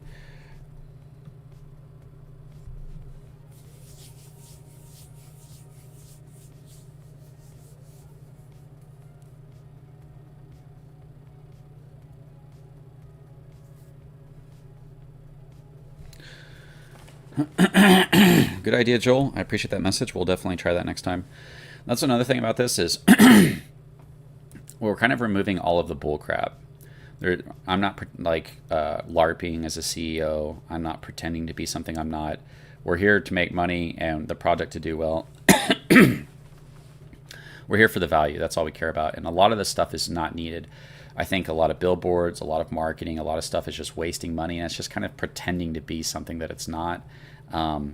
We're just here to work as a community to make this project grow. You guys come to me with your ideas. If you have ideas for marketing, partnerships, utilities, really anything, it's our goal as a community to utilize the power strengths of the community, whether it be if you make music, if you have business, if you understand, if you've just been in crypto for a while, if you have connections, utilize the power of the community to grow the project and then reward the community for making a successful project. And so I appreciate you guys constantly reaching out to me. That's why I say I'd have to be such a fool to think that you guys don't have better ideas or things I haven't thought of. Now, you might suggest something that I don't agree with or that I haven't thought of, but for the most part, sometimes you can bring me something good, I'm immediately going to be like, that's a good idea, let's do that. And somebody just did that. So yeah, Joel just did that, and I think that is a good idea. So we're definitely going to be doing that. We might take a small break from giveaways, but we'll see. I might need to focus on making a little bit of content for the rest of the week. But I think you guys like when I go live, so it would be nice to be able to squeeze this in. But anytime the chart starts to get exciting, I'll probably be like, I gotta go live. The chart's getting exciting, let's go live, let's look at this. And maybe then do a giveaway on top of it. Be like, hey guys, we're gonna do a giveaway, everybody that does this. So this specific giveaway is $500 entry because the value is so good of 1.2 million tokens. I mean, and that ends in 1 hour and 7 minutes, guys.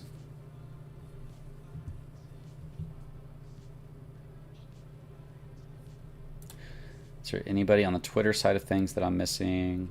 I think I'm good. How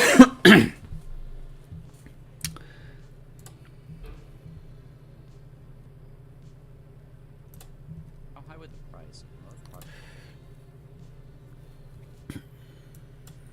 That's why the very first video that I made for Control Token, it starts off with this really good question. Like, this is the question. If you're trying to be like, is Control Token, what is this?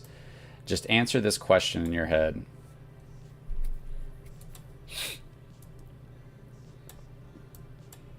Sorry, I'm trying to make the screen so you guys can see it.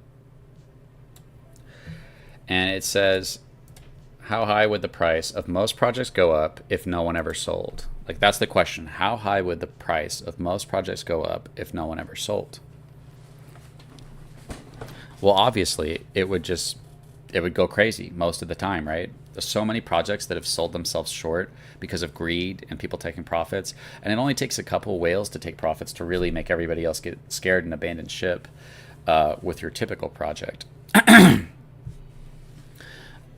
so just kind of, I think that was just like a very powerful thing to start with. How high would the project go up if no one ever sold? And I think that if you're, yes, there's certain projects that they might go up a little bit and just not get momentum, but a lot of projects that get that momentum, it would just keep going for quite a while.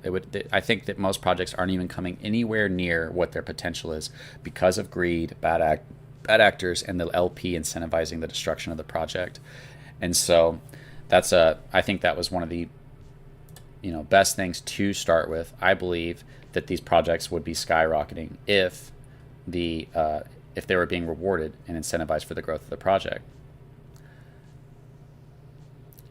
Right here's a part where I'm talking about something that's super important. I feel like this is super important to understand, which is, if you look at what DeFi is, it's a foundation, and you're building on a liquidity pool, and then you're building narrative, utility, all of that. But the foundation is the LP. And so I believe that people are trying to fix the problem out here, and when actually the problem is down here. It's at the root. They're not getting to the root of the issue. And the root of the issue is the fact that the LP is incentivizing and rewarding the destruction of the project in a pyramid-like way. If you don't address that, it doesn't matter what utility or idea you add to that. That's what your foundation is. And the foundation is heavily skewed towards these people at the top taking profit and all these people not being rewarded for it. These people have control of the project. The people at the top, they get so much power, so much control, so much rewards, and they're being told whoever destroys the project wins. You have to understand that to see, like, yeah, that's a big problem, right? Here's one of the first things I did that kind of show that the value building up for a long period of time, right?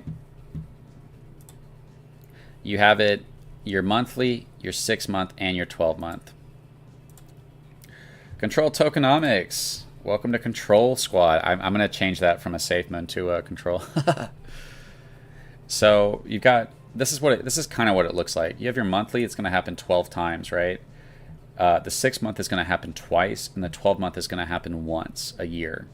And so you have your first 5 months starting from the bottom. Monthly rewards, sweet. Although we've done an extra three-month reward event that we've created.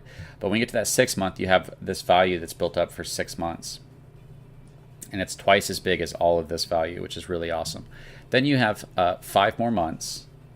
And then you have this value that built up for the entire year, plus the second 6-month reward, plus the final 1-month reward, plus the unstaking fees, plus anything else that I add to these events, which is really awesome, right? Just a thought, if you're going to be doing random giveaways, why do tokens for the amounts of smaller than 100K or even 10 potential winners of 10,000 is still exciting. I'll have to think about that, Mitch. I'm not sure exactly what you mean by 10 potential winners of 10,000. Oh, like make more winners? Well, we'd have to give away $100,000, dude.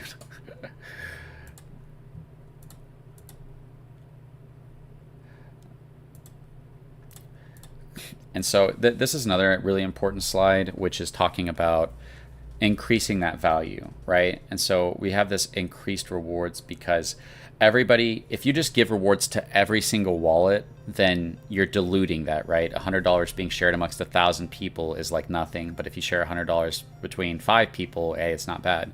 You know, it's like 20 bucks. And so the same way, we are not just giving rewards away to everybody. We're giving rewards away to the people who are staking, who are committing to the growth of the project. Mitch Bromwell, you talking about a $100,000 giveaway, bro? Holy cow.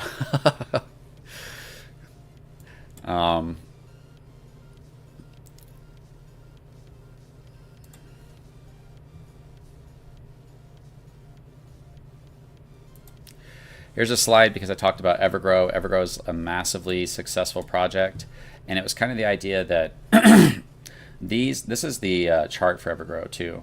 This is a chart with Evergrow did hundreds of millions in volume with a 14% buy tax and a 14% sell tax, and it did really awesome. And the stablecoin rewards is a way to just give value to everybody, right? Everybody was getting value. That's sweet.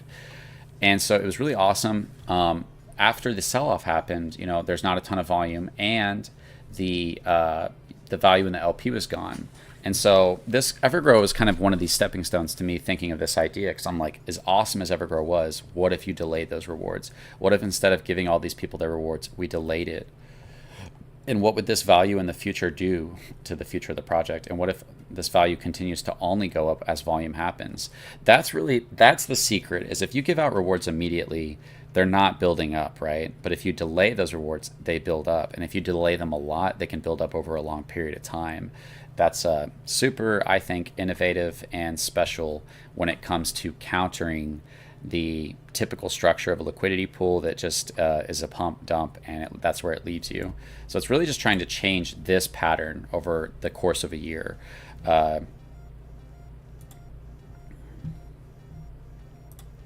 This part, I'm explaining XUSD. This video actually explains it really well if you haven't seen this. If you sell your rewards, or if as other people sell their rewards, it increases the value of everybody else's rewards. That's just like a crazy, awesome idea to have. This is our arbitrage. We have 2 LPs. We got one with XUSD, one with BNB, and we arbitrage it. And we use the profits to fuel the monthly rewards. Control Token Wizard, welcome to the Control Squad. Man, you guys are joining. Thanks, guys. I appreciate that.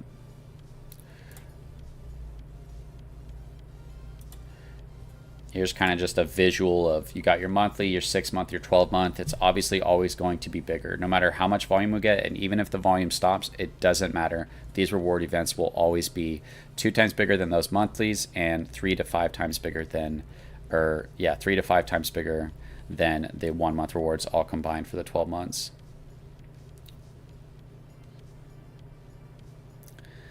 Here's another interesting slide where I'm talking about all the whales who don't stake. You know, you think about reward projects. Whales usually get massive rewards. They're getting most of the rewards. But if they're not committed to growing the project, they're just forfeiting those rewards to all the whales that are.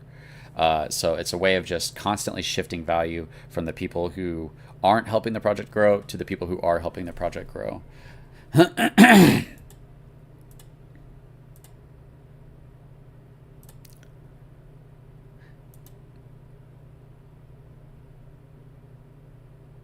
Yeah, that video was a banger, man. I put a lot of effort into that video.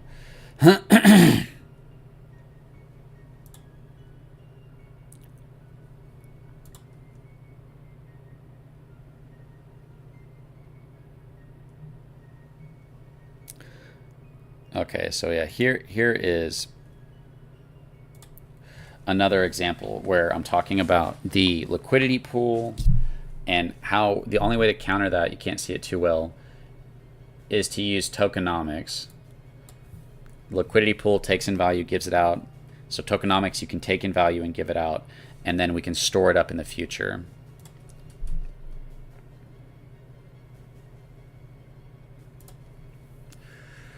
There's another example of we have the project and we're taking from the sellers and we're giving to the holders.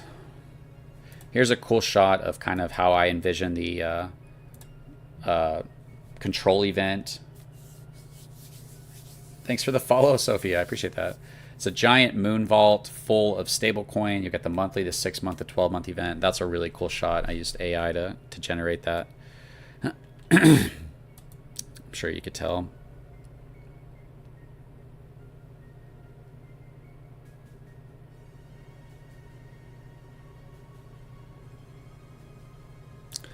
Here's me talking about the appreciating stablecoin.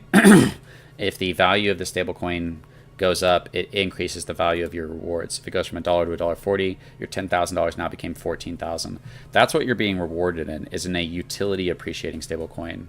I just don't know. And you have to be able to look at the right chart. This is one of the charts for XUSD. This is version 2 though. We're on version 3. This is how it works, right? So you have to look at it through the right way, but the price of it only appreciates. It went from $1 to $1.18 over the course of a very small amount of time. Wow, that's crazy. All right, guys. Does anybody on the Twitter want to come up? You're welcome to come up. I'll come check the Twitter side of things right now. Zero Mayhem, Salt Beef, Trek. I appreciate all you guys being here. You guys are really the people who are committed the most to helping this project grow. And if we do well, I'm going to reward that, right? That's the reoccurring theme, is rewarding the people who are helping the project grow. So yeah, guys, it's kind of a deeper. My favorite way for this stream to start was just started watching only 1 hour and a half behind. Is to, where is it? Did we get another $562 buy? Welcome to the control crew, man. Look at that awesome momentum that we're getting.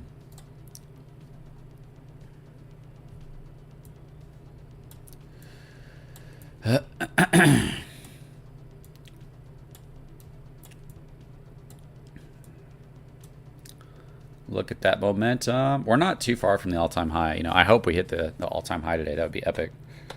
We hit a new all-time high every day, 6 days in a row. And then, yes, the other day we didn't do it, but that's okay. You can't just hit a new all-time high every day. You can't be upset because you don't hit a new all-time high every single day.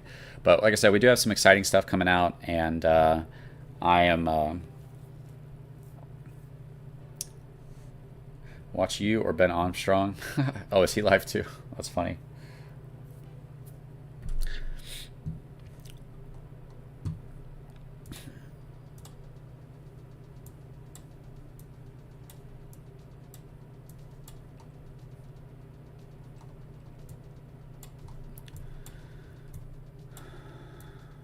But if you zoom out, the chart looks amazing. You know, you zoom in, yeah, you've got a little bit of consolidation or whatever, but that's our chart, right? That looks really good.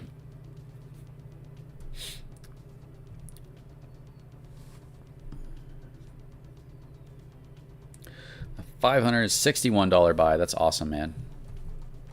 So these people, we've got, this is the last 53 minutes of this giveaway we're doing today of 1.2 million tokens. Everybody who's made a purchase of $500 or more is going to be entered into that, and we're going to be selecting somebody to give you 1.2 million tokens. I'll do it live. That always makes me think of that thing. F it, we'll do it live. I'll do it live. You know, I'll write it and you. Where this is Bill O'Reilly gets angry. That clip always made me laugh. But yeah, we'll do it live, and you guys will find out during this live stream. It might take me like 10 to 20 minutes to get all of the wallets, get them all picked out, figure out who the winner is, track down that wallet, find the amount, and then I'll tell you guys, hey, this is the winner. Because I can do it one of two ways. I can take the amounts, but honestly, I'll probably have to just take the wallet addresses, and I'll put all the wallet addresses. $562 buy. That's awesome, guys. Anybody on the Twitter space got anything you want to come up and say? Anything? What you feel about the project? Do you like it? Not like it? Definitely feel free to come up and say anything. Do we know how many people are in the giveaway? I don't know. It might be 50, 60. We'll find out before I spin the wheel.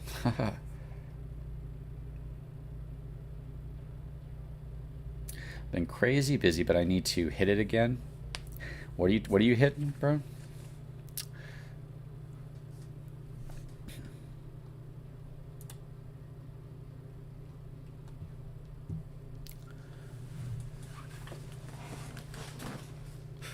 We've got people who, trying to stop us from growing. That's okay. You're always going to run into that, It was like Elvis. A bunch of people told him that he was never going to be anything.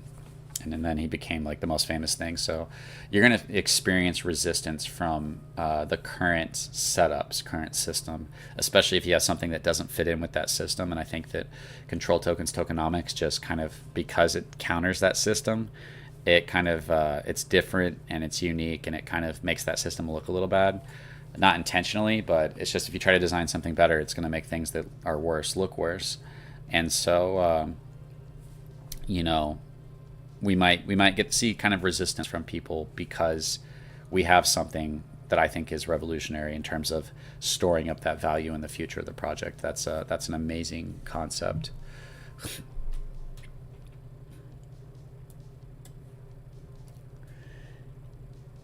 Yeah, so if you get that 1.2 million tokens and we ever hit 200 million in volume, you'll have $60,000 plus your bag to sell.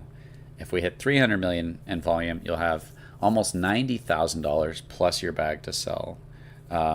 As it keeps going up about 30 grand every 100 million, which is crazy, all the way to the point of $1 billion. Obviously, if we hit $1 billion in volume, that would be crazy. The price would be crazy. The rewards would be crazy. But to think about the fact that $300,000 guaranteed for every holder who has 1 million tokens if we hit $1 billion in volume, whereas with your typical project, you hit $1 billion in volume, like with SafeMan hit billions in volume, and no, you didn't get anything if you didn't sell. A lot of people round tripped it; they were left with nothing. So this is a structure that's built that the better we do, the better it is for a lot of people, because of how we're giving out the value. Instead of giving it to only the sellers, because we're giving it to stakers, it can become a protection, a hedge against if a sell-off happens. You think about it, people take profits. Everybody who didn't take profits loses. With this project, people take profits. Everybody has all this value stored up for them. And that value isn't just like worst case scenario, at least we have that value.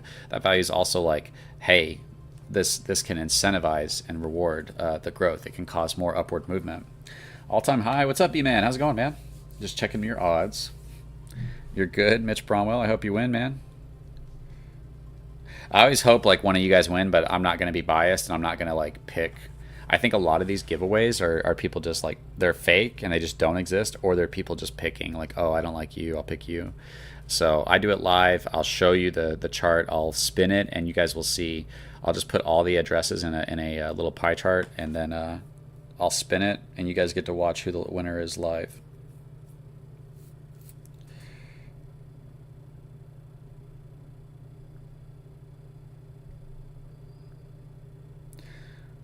Dude, I got like 4 to 5 hours of sleep. I'm pretty exhausted, so I'm gonna have to like try to maybe take a nap after this. I need like a drink or something.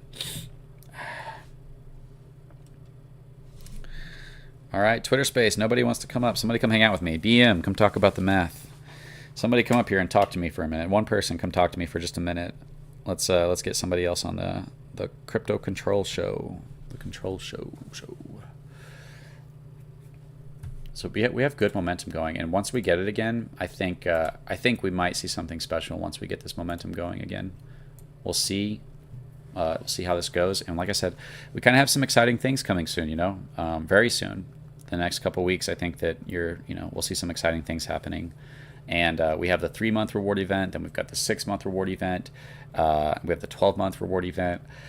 And like I said, the better we do, the more opportunities that open up to me. The more success we see, the more that I can capitalize on that success to make it more successful.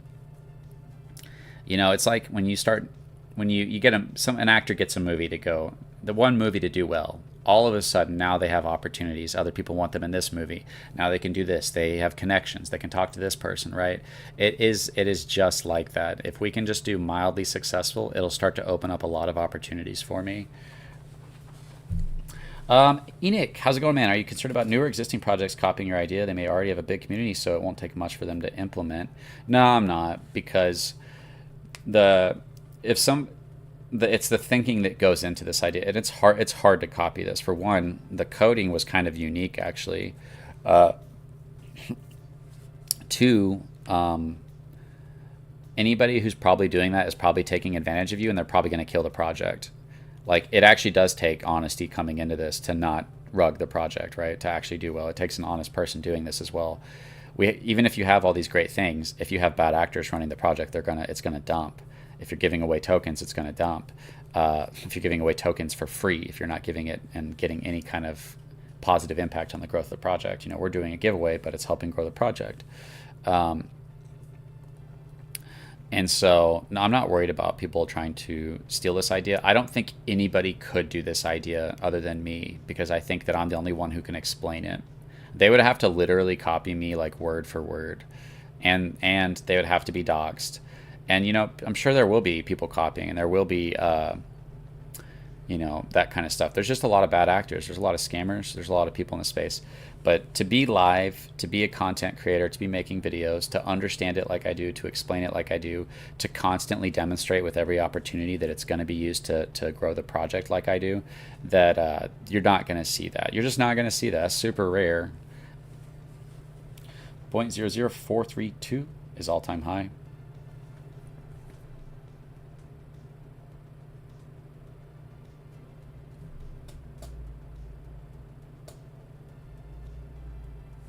All right, did somebody raise their hands? Sweet, 2 requested. Sorry, guys, I got busy. We got Control Tom and Waft. I appreciate you guys coming up and bring both you guys up. And we're going to hear from somebody else right now, guys. Somebody else besides Crypto Control. Hey, what's going on, guys? Feel free to speak whenever. Hello? Okay. I have a question. So, if we're going to get rewarded in XUSD, and I apologize if I sound dumb here, but I am kind of new to this. How do you know how to get the XUSD to me? How do I know how to get it to you? In other words, I'm holding a control token. I've Yeah. got a token staked. So when the rewards come, where do they go that I can go find my rewards? Yeah, so you just have to add the XUSD. If you go to the website, you'll see the contract address for XUSD.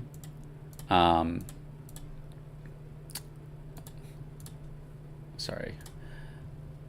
And just add that to your wallet. And then when there's staking time, which you're not getting XUSD rewards right now, because anybody who leaves before the rewards are given out forfeits their rewards. Remember how important that is? So when the rewards are given out, then on the staking site, you'll be able to claim them. You'll be able to get your rewards. It'll show your total rewards. So right now it says 0 because you don't have any rewards, because the first reward event hasn't happened yet, which is at the end of the month, or the middle of next month. Sorry, and that's when you can claim your rewards. So if anybody is if anybody's staked in the 1 month, it'll auto kick you out after your month expires, and it'll claim your rewards for you. So that's a pretty nice thing to have as well. But yeah, yeah, go ahead. Sorry. I'm sorry, I wasn't being impatient. I didn't understand how I would claim those XUSD rewards when the time comes. Thank you. Yeah, you're good. Yeah. No, hey, there's still simple stuff that I don't know. I'm not trying to come across as somebody who knows all these things, So it's great to ask questions and to understand these things, especially since you can tell somebody if they ask, So super awesome. What's going on? Control Tom. Tell me something, man. Hey, how's it going, man? Real quick question for BM. Actually, I see he's in here, but is he going to do a stream this afternoon, this evening? Do you know? He should have a space tonight going. Yeah, I think it's every Wednesday night he's doing a space. BM, guys, if you guys don't know, if you're not following him, he just kind of obsessively looks at the numbers for control token, and he sees the potential and how exciting it is. So it's kind of cool to listen to him talk about the numbers. It's cool to listen to somebody besides me talk about how exciting those numbers can be, based on different levels of success. So I do believe that unless he's changed his mind, that he should be doing a space tonight. I think it's like 6, but I'll have to check. But I'll tweet it out on both the main account and my account so that everybody can join that tonight. And I'll definitely be there tonight with you guys. Okay. Excellent. I enjoy his space now that he has good connectivity. So we're good to go. Now that he got his connection fixed, yeah. Hey, what's up, BM? What's going on, guys? Yep, I'm just obsessing about them numbers again. Anyway, yeah, I'm doing a stream tonight. I'm probably gonna repost that on my Twitter thing. I am looking into some Streamlab things to maybe do a YouTube and. Oh, that would be awesome, dude. That'd be awesome. I'm trying it. It's just I'm working and I'm trying to. Yeah. Well, hang on, guys. I gotta go let a truck in the gate here. Okay. Yeah, he's working right now. Yeah, he works a lot, but he's constantly looking at the numbers and stuff, so it's really cool to see that. What's up, salt beef pudding?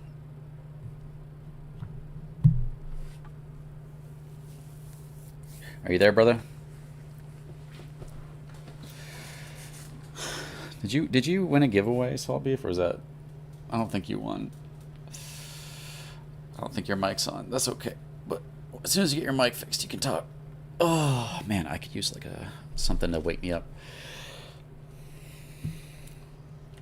All right, guys, we're in the last 40 minutes of this really cool giveaway. We might do another giveaway towards the end of the week, but I'll probably take a day off from the giveaways at least, and we can come back with another one. Also have to be you have to do these things the right way, so there's a way that you have to go about doing them. And so yeah, we'll look at that. But we do have actually, hold on a second. No, yeah. So we've got this week. It's only what, Tuesday?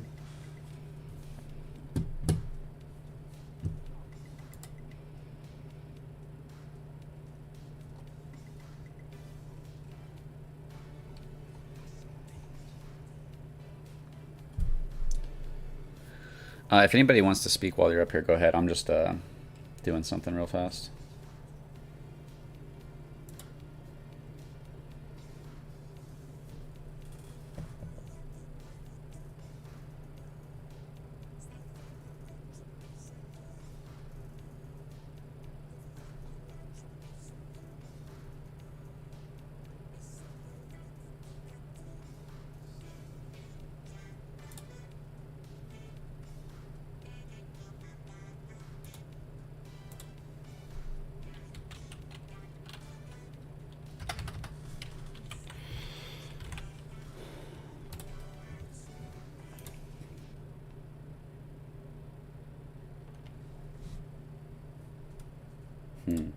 That is weird.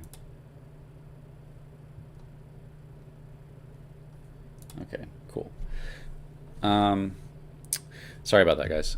So yeah, we have 39 minutes left, and then we'll be doing that giveaway, and then I will be passing out because I did not get enough sleep last night. And yeah, 1.2 million tokens, that's an awesome value. That's an awesome amount. And that person will be able to get into the 12-month whale pool if they want. I know a lot of people want to get into the 12-month whale pool. So, there could be people that are waiting to kind of get in last minute. Alrighty. Hey, what's up, Salt? How's it going, man?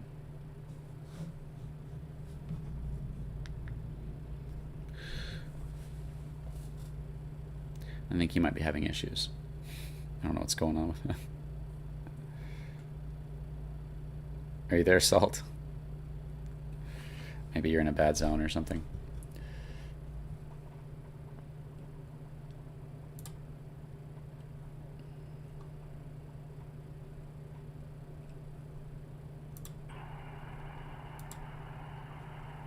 Hello?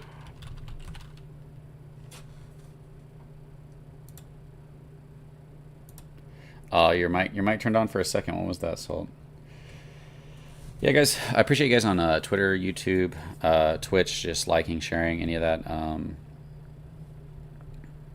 Another control token buy, another $510. Look at that momentum, guys. I'm telling you, we get this momentum and it starts moving, and that's when things get exciting. And hey, I'll if I wake up or if I'm busy, I'll do my best to get to the live stream and just show the most exciting parts of the chart. You know, that's just always fun to do. Hey, what's going on, man?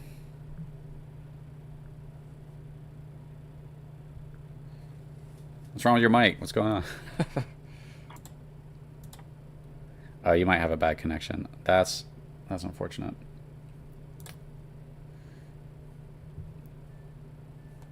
But yeah, I appreciate all you guys liking and sharing. That stuff just kind of helps, push it out to other people. Anybody up here is welcome to speak. Otherwise, I can keep, monologuing, narrating, all that jazz. 3810. Awesome, dude. We're about to break that 4 again. That's sweet. Another sell. That might just be the rewards converting. I need to figure out the best way to track that. I'm pretty sure that's the rewards converting. Yeah. But it's a small sell. That's what it's supposed to be. It's like not a massive sell. It's just supposed to be a small one. Nice little small sell every once in a while. But that's converting into the rewards for the future of the project. So it's really important that people understand that on the chart. So yeah. Yeah.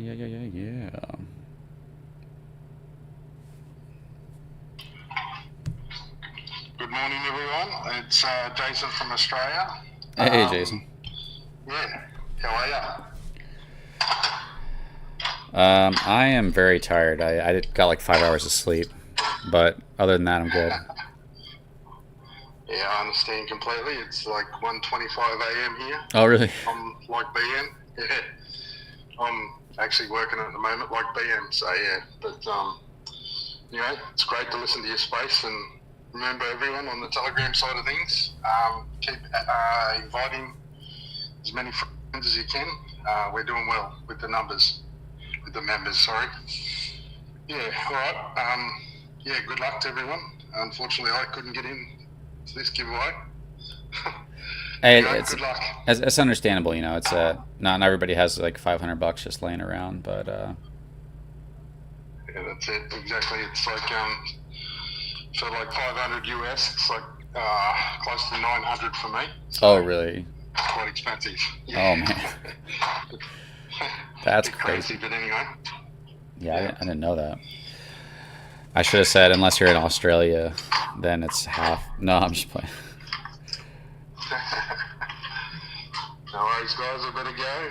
Better get back to work. Enjoy. Hey, thanks for coming up, Jason. I appreciate that, man. Well. No worries, mate. You're doing well. Cheers. Thanks. Cheers, man. Hey, what's up, Mitchell? How's it going, man? Hey, what's up? I'm doing fine. How are you doing? Doing great. Just relaxing, ready to get this project doing well for everybody, Yeah, you're on a roll, man. 3 days in a row, live streaming. You're doing your best, and I appreciate it. And it's looking good, everything. Just want to compliment you on your hard working, and we have your backs. And it's looking great. Yeah, you guys are doing awesome. I mean, the amount of effort from the people, running the Discord, the Telegram, the effort into the spaces, the artwork, the posting, the replies. You guys are really helping, reaching out to more people, bringing them in. That's a massive help, because if everybody just left it up and said, all right, crypto control, make this happen for us, then that would be much harder. But to have you guys supporting me through this, being in the staking contract, and through the effort you're putting into marketing and networking and all that stuff, that's a movement that we're doing. That's part of this momentum that we're seeing on the charts. So you guys are, that's all I really want to do is, I don't want to make this about, me or anything like that. I just want a project to do well for all of us, and so we can all get behind that and then reap the rewards of making a successful project together. That's just that's really the key to this project, is creating a situation where a community can actually be rewarded for helping a project grow. Whereas with a typical project, you're really just helping the people at the top who sell. Like, that's sad, you know what I mean? Yeah, that's good to hear, man. And the community is on a roll, I think, and everybody is so into it, and everybody is doing it together, and it's nice to see such a community. It reminds me of a little bit of SafeMoon, but then closer in sort of shorter community. SafeMoon was a big one, and sometimes some bad activists. How do you call them? They were too connected to it, and they wouldn't let it go to the real time things. What's happening to SafeMoon? I think this is more a real thing. Everybody is fed up with the rocks, and this seems nice and honest and yeah, just great. And thanks for showing us this. And I really appreciate it. I'm following you for years now. Oh, really? Wow. And yeah, man. I think it's awesome you come up with this. And I just wanted to say that thanks for the opportunity. And I hope we can bring this to great heights for everybody. And just wanted to say that. Awesome, man. That's where there's just this level of confidence that you guys can have in this project that I just don't think you can have in other projects, because we're positive, we're supportive, but we're realistic, and we're working towards a goal. We're not going to, because that was one of the things I kind of saw where with previous another $552 buy, more momentum upward. Look at that, guys. We're pushing towards that all-time high. That's the exciting times. This is when the streams get exciting, is when you start to see that momentum go. So welcome to Control Crew. I'm trying to come up with something that rhymes with that. I don't know. We won't betray you. No, that's stupid. Anyways, that community before was like, it was like, everything's going to be amazing, and if you don't think so, then you're probably like a fudder. And I'm like, that's not productive for the growth of the project. And I always use that metaphor of like, if we all had to get together and build maybe not a rocket ship, but maybe a car or a plane, there wouldn't be any room for being like unrealistically hyping up how great this plane's going to fly, and not being like cautious and being like, hey, if that wing falls off, we're going to crash, or if that engine doesn't work, or if the brakes don't work, or if the wheels, we'd have to be serious about that. And so I think that that's a much better approach. So we have this just like, I feel like a more moral, honest, realistic thinking community, and we naturally attract those type of people. So the community that we've built is a very solid community that isn't just mostly like solely based on themselves, and they understand the benefit of a community who is working together to grow the project. That's such a rare thing to have. And that's why I can't guarantee the success of this product. I wish I could. I can't. All I can do is do the best I can in the design, and then work with you guys to make it as big as possible. I want this project to do as good as possible for all of you guys, for my family, and for myself, so that I can, do well. But I want to do well with a good project, not with a scam, not with a pyramid scheme, not with a pump and dump. I wouldn't have done a project if I didn't think I had an amazing idea. And it took me just kind of sitting there with all this stuff to come up with what I felt like was multiple amazing ideas combined into one project. Yeah, you did a great job, really did. We now only need to more perfect it, so we don't have some sell-offs from the contract again with some big red candles. That's what we don't need that anymore. And I hope we can get that momentum back that we had 2 days ago at the beginning of the giveaway, and we can go through the roof from here.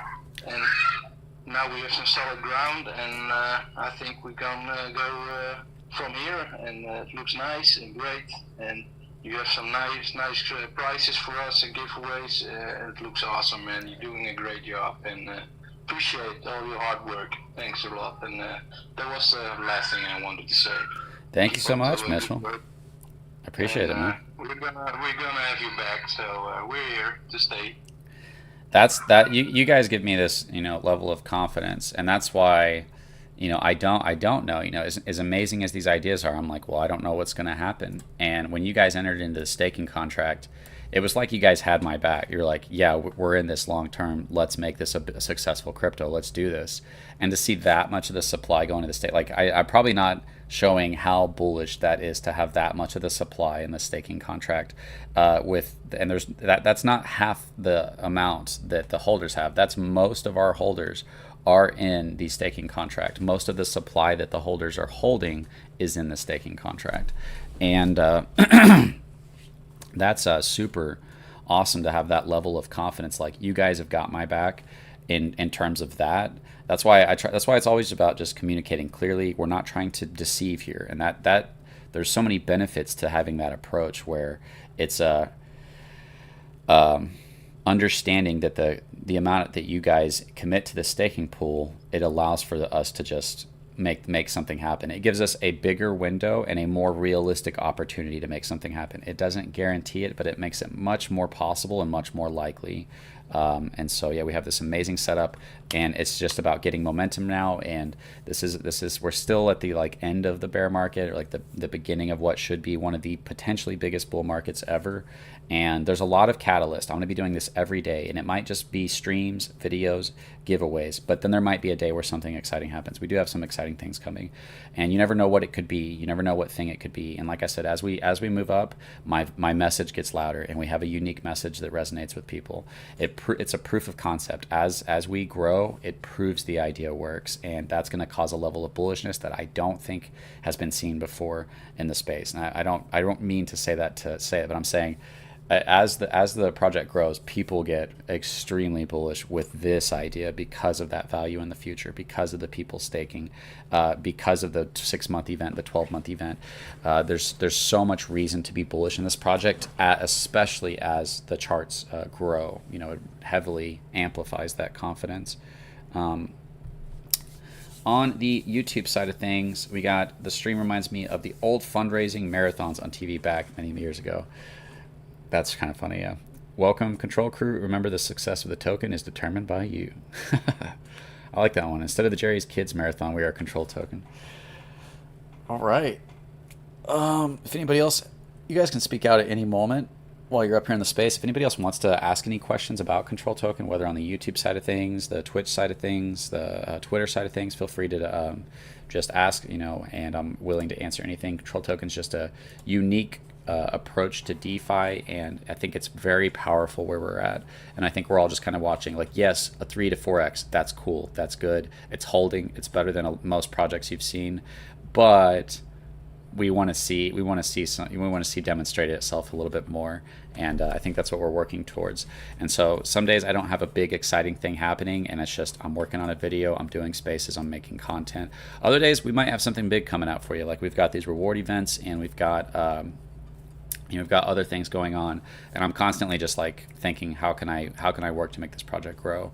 Because I want this project to be a success for all of you guys. But it's just a crazy thing to have a community and the whales and the creator all working towards long-term growth of a project, wanting it to be a top crypto. A lot of people come into projects, they're not aiming to be a top crypto or aiming to be a big crypto. They're aiming to pump it and get out before everybody else does. Sometimes right off the bat, sometimes right at launch. Pump dump, we're done. Well, there you go. Good luck with your dead project. Go ahead, Control Tom. So I've been wondering, at the end of the control event, at the end of this 1 year, what do you foresee happening, really? I know a lot depend on circumstances, volume, and all that, and of course the price of the token, but we will automatically be unstaked, and then if we want to stake again, we have to physically do that. Is that correct? Yeah. You'll be unstaked, and you'll get all the rewards built up for the entire year, the unstaking fees, the whale fees, all that stuff into one, big event. However big it is, depends on how successful we are. It could be massive, it could be medium, it could be small. It just depends on how well we do. But it's going to happen no matter what. Like, even if zero volume happened from now, there would be a control event. It just wouldn't be, massive. But that's very unlikely to have zero volume with something that keeps guaranteeing and, raising volume in the future. I think it's very unlikely to have zero volume for the rest of the year. But absolutely. And I'm sorry, I see the interest in volume just ramping up tremendously, toward the end of that. So can't wait, man. Yeah, that's one of those things where into these reward events, whether people are trying to take profits before it, which there's really not a reason to, unless you're just trying to sell the people buying into the reward events, which people could totally do that. But either way, there's incentive to buy and sell Control Token leading up into these reward events, and that fuels rewards even more. And you guys that are getting into the 12-month staking pool, you guys, whatever this 12-month rewards are going to be at the end of next year, I have no idea what this next year's journey is going to be like. But whatever it is, you guys are going to be getting out the first. You're going to be some of the first people getting out, getting those rewards, and having the ability at whatever the price is at that point to sell or to restake for the next year. The control event will technically, it will always keep happening to the degree that buys and sells and volume happen. It'll just be, if we have, it'll be just really just come down to the sentiment of people. If a massive sell-off happens after the control event, then those rewards for that monthly, the 6-month and 12-month are already being fueled for the next year. And so we might create something that creates long-term volume over a long period of time. And so I may be underestimating the potential of this project because of what could happen.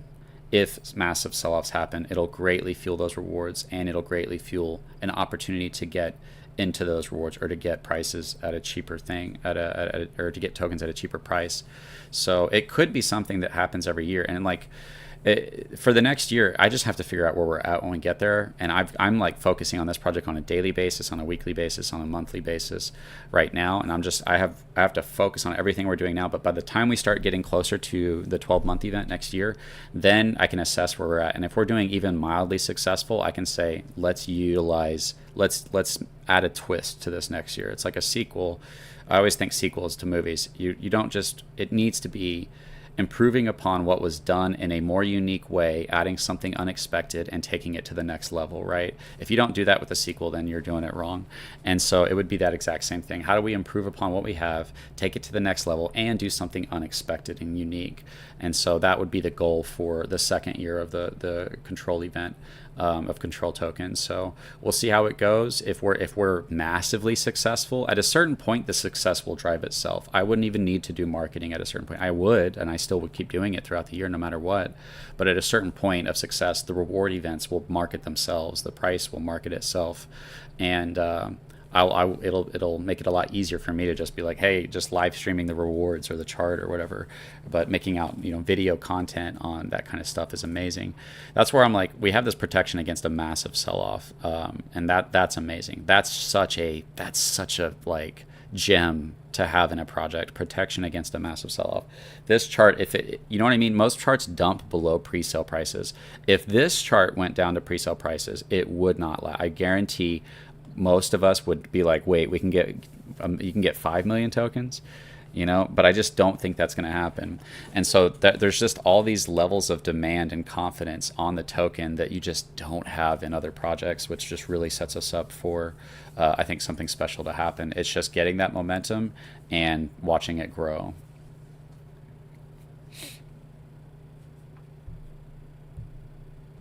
If anybody else wants to say anything, you're definitely welcome to. We've got 20 minutes left. These are the final entries coming in the last 20 minutes of the giveaway for 1.2 million tokens, which is worth $4,500. And it'll get you into that whale pool.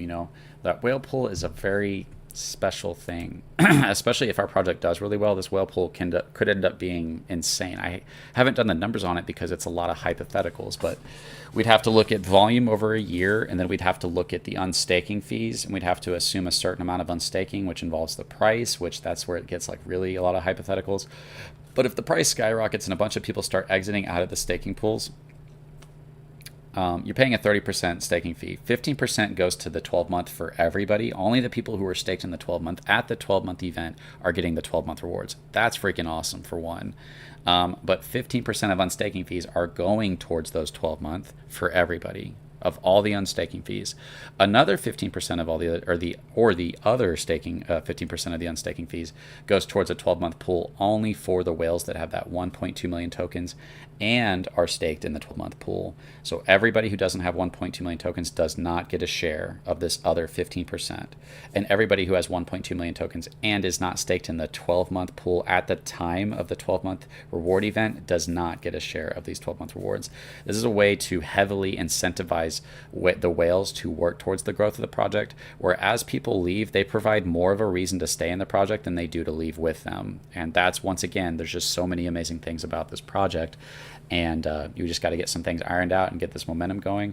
And I'm just treating on a day-to-day basis. We're just kind of working, trying to get this, get the momentum going, And so, yeah.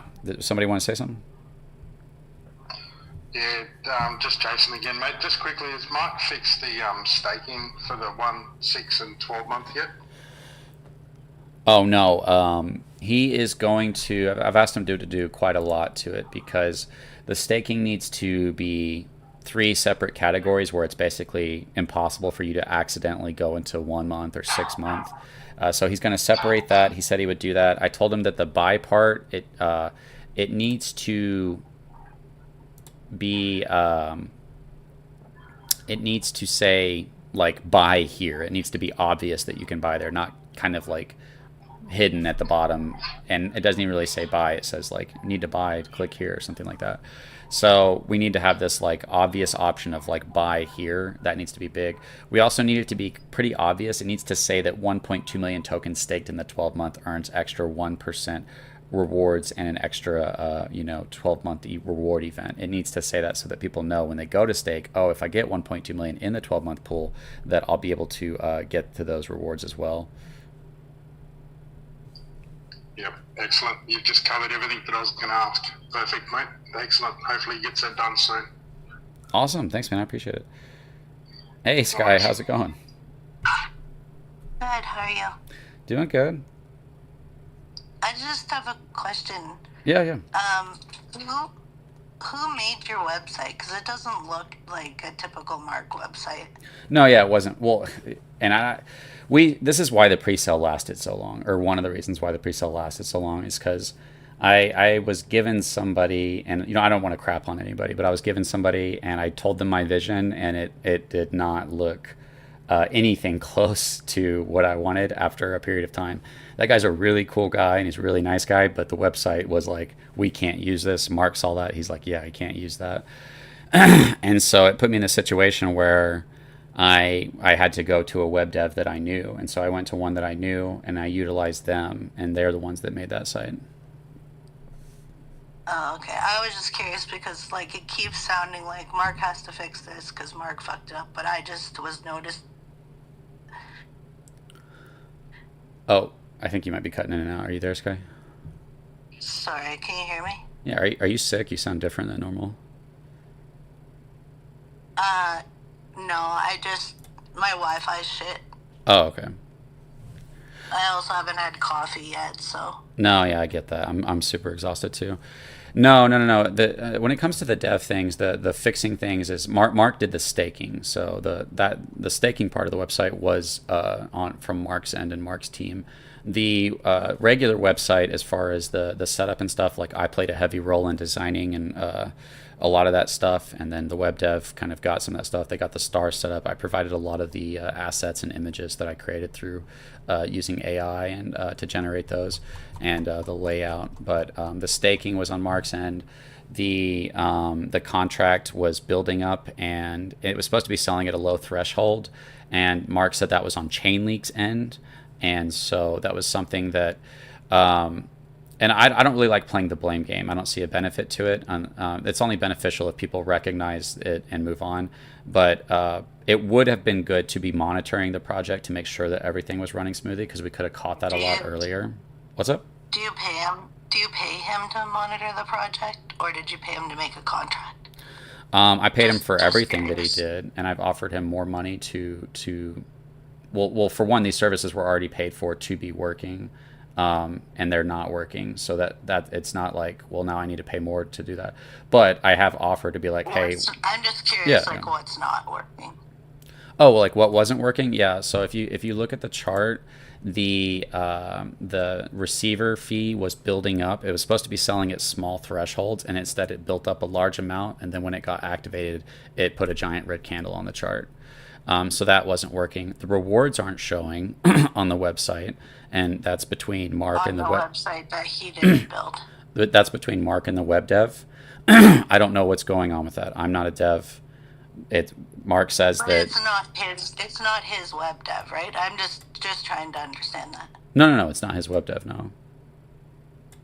But it's between him and the web dev to get that working. Because I just noticed that the website was built in a different. It was. No, yeah. It's not. Yeah, it's typical. Yeah. There's a lot to this, and you and me I could message you personally about it. I'm not trying to crap on people. I don't see any benefit to it, but there's a lot that I could tell you. But yeah, I don't. Here's the thing: is I don't care. I just want things working so that we as a community can focus on marketing the project and getting it working. And whether it's the web dev or whether it's this or whatever the situation is, and there's responsibility that's going to fall in a lot of different directions on that. But and I can, like I said, I can message you about that after I do all this, guys. We have yeah, go I ahead. get it. I just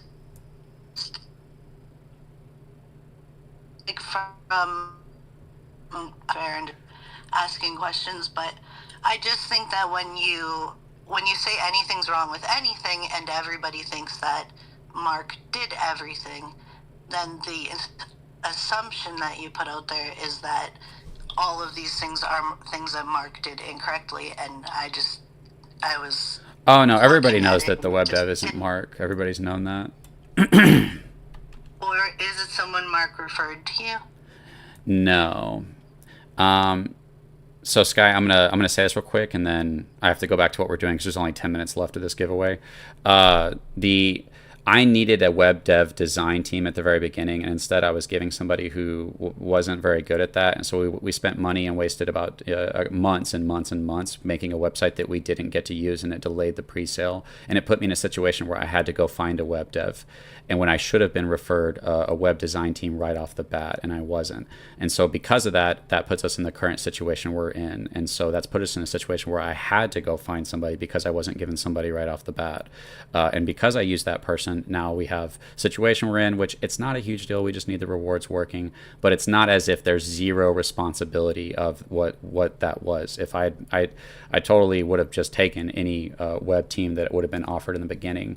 And so this is the kind of stuff I was trying to message you about, and really isn't a great place to have this conversation, but I'm going to go ahead and get back to what we're doing because there's only 10 minutes left of this, but I'm down in a typical space, Sky. We do spaces every night. You can join and we can talk about whatever, or you can just send me a DM and I'll respond to your messages. Because I'm fine talking about those things, and I know you're trying to defend Mark, and I'm trying to defend Mark. I don't want blame on Mark where it's not supposed to be, but at the same time, people need to take accountability for things, and sometimes it's really hard for people to do that. The point is, Well, it just seems like you're not taking accountability for things. But anyways, for what? you go For what, back Sky? to your For what? For what? I don't know. I'm not gonna put it. Well, out you're there, going to but say I that, just but you don't know. think Go ahead and say it. It's no, fine. I do know, but I'm not. Go going ahead and to, say it. so Taking accountability for what? here I am. Taking accountability for what? I don't know. Maybe a little bit of nepotism. Like going Anyways, into detail. No, it's fine. anyways. Yeah, if you want to throw that out No, there, this then is- let's you go just into said that it. this isn't the space to do it, so we can talk about it in your next space. Okay, Sky. Okay, enjoy. We can talk about it later. Okay. I'll catch you later. Thanks for coming up. Um,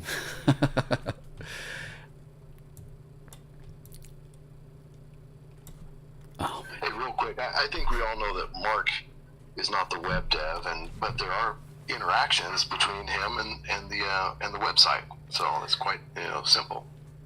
nah, and it's just people trying to come to Mark's defense, and that everybody has accountability. Of course I have accountability, but I just did the best with what I have. I'm not a dev. I'm not a web dev. I told Mark, like, hey, I have these ideas. I'm completely dependent on you for what's best to do. I constantly go, what's the best thing to do here? What's best for the holders? What's best for this? I don't design websites. I've never made one website. I'm not a coder. I was given a web dev, and I promise you, if you guys have seen that website, you guys would have all left the project. It was that bad, and we waited months for it to come out. You guys didn't see that. I waited months. This is what I was given. Are we going to take any accountability for that? No, because we don't care, because we just have this little game we're going to play to try to make somebody look bad because we're just not thinking clearly because we have a bias. Anyways, we could play the blame game. It's the blame game's only good if people take accountability and move on. And if you think someone's not taking accountability and you don't provide any evidence for it, then that's a good time to be quiet, in my opinion. But there's zero benefit to focusing on those things unless it's leading to fixing it. It's not like you want to rail into somebody for the sake of going, why is this bad? Why did this? I'm like, I don't care. I just need this working. I literally just don't care about who or what or why. Get it working. Do we need more money? Do we need more of this? What do we got to do? I don't care. I don't want to sit here and argue with people. What do we have to do to get it working? Because I'm trying to make this project successful. And I'm not a dev and I'm not a web dev. And you're going to find, Sky, if you're still listening, that I've been probably more reasonable in taking accountability than you think, and that there's probably other areas in this project that people are not taking accountability in ways that you do not realize. And I hope you do message me, because I will tell you those things, but you just need to remove your bias and have consistent standards for people instead of changing standards for one person. Anyways, guys, look, here's the thing. The website, I think it's awesome. The website looks really good, and there's certain things that need to be working. The rewards aren't working. I don't know if that's the web dev or if that's between Mark or what's going on. I just know that they need to fix it. It doesn't matter. Like, placing blame doesn't matter. If the and it's Mark's fixing it. When I say Mark needs to fix it, I'm saying he's the only one I know that can. I'm not necessarily saying this is his fault. I'm saying he's the only one I know that can fix this. That's why I say we're waiting for Mark to fix this. Mark said he was, and here's the thing: is the staking site, it did have some issues with it. Whether that's Mark or one of the people underneath him, you could play that blame game. I don't care about playing the blame game. Only if it's like, hey, what's going on here? Let's fix it. You know what I mean? It's not like trying to make people feel bad or look bad. I don't care about that. It's, I want this working so that we can focus on the project. There is zero benefit into playing the blame game if it's not leading to constructive criticism that leads towards growth. And so I think people are just kind of getting offended and coming up and like trying to defend Mark. But the thing you're just going to have to realize is that there's accountability. Go ahead, Jason. Real quickly, guys. That got us way sidetracked, and I probably need to focus on what I focus on during certain streams, and that kind of stuff really needs to be saved for the right spaces where we're not live. This is kind of it's supposed to be an exciting thing that we're focused on, which is that in 5 minutes the giveaway ends. Any last minute buyers coming in with $500 are getting entered in this chance to get that 1.2 million tokens. And so if nobody else comes in, that's good for all of you guys that are in it, because you guys are going to get you have less people to compete with. And I'm about to figure out which wallet's entered in and then pick a winner for that 1.2 million tokens. Then I'm going to do that giveaway. Then I'm going to try to get some sleep, because I've had about 5 hours of sleep. But what did you want to say real quick, Jason? Yeah, real quick, mate. Sorry for mentioning Mark's name in this space, but yeah, that was just a simple question. But yeah, don't stress about it, mate. We're all behind you. We know there's fudders out there and haters, so let's move on. Let's get this draw done. No, yeah, and that's the point. Is like, it's just about focusing on, and I know she has good intentions, but she has a bias and she doesn't realize it. That's the problem. And she doesn't know the full story. She's getting one side of the story. And if she removes her bias and she hears my side of the story, she's going to agree with me. And typically me and Sky are pretty consistent, but we have had a lot of times where she just has this bias towards like, I'm wrong and I need to see this. And I had to convince her, like, maybe other people are wrong too. Why is it just me? Why is this attention on, why is there this heavy criticism in this one direction and this, giving the benefit of the doubt in the other? If those are not consistent standards, you're not gonna be able to come up with a fair way of addressing something. So, but I need to be more smart about what we focus on at least during certain streams, because this is the giveaway stream. So we got 4 more minutes. It looks like probably no more buys are going to come through unless they come through in the next 4 minutes to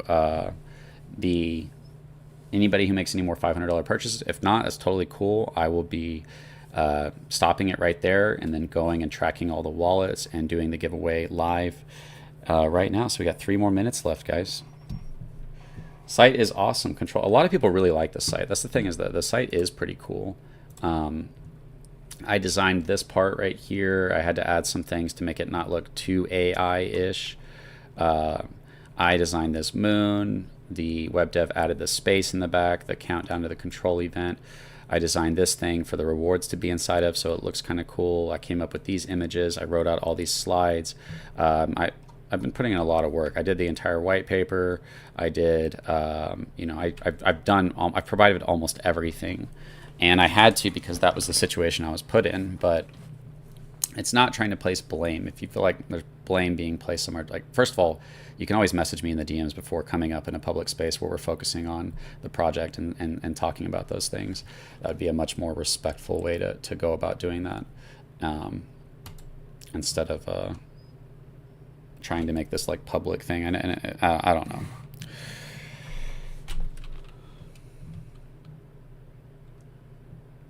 Throw out an accusation, then leave. Stay classy. What's up, Laz? How's it going, man? Sweet. I caught up longer than 1 hour and 30 minutes behind. Woke up on the wrong side of the bed. What's crack-a-lackin'? I just don't want to turn it into that. Let's think. If you have any of these questions and stuff, the most respectful way to start out with any of this stuff is start in the DMs. Hey, what's going on with this? That's great. When you do this publicly in a space with whatever, you're already going about it the wrong way. You could at least start there, and if you don't like that, then you can go in a space. But especially in a space that this isn't like a chill talk about anything space. This is like we're focused on something kind of exciting.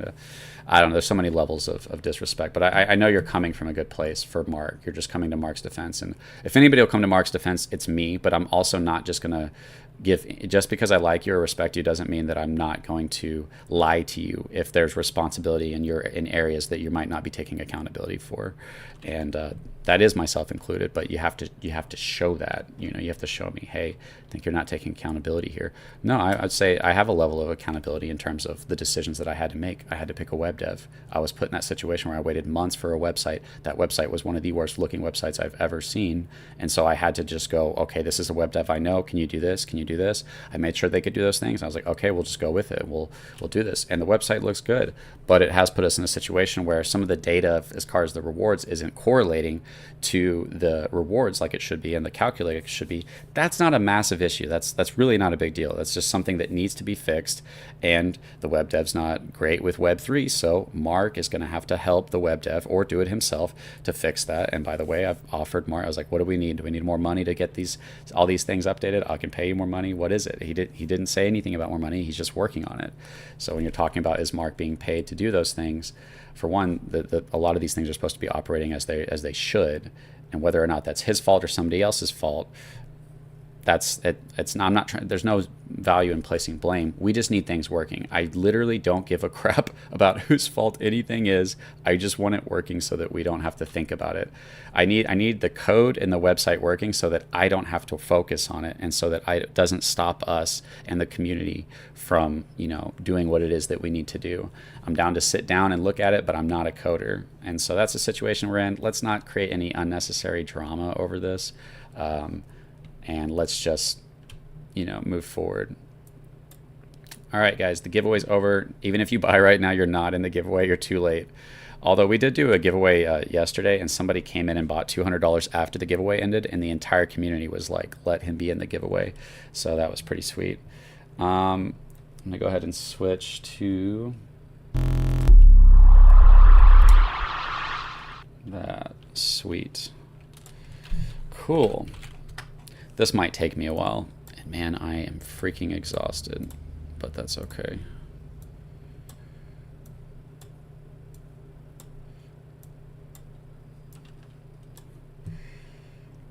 It's good to get both sides of the story before you start saying stuff.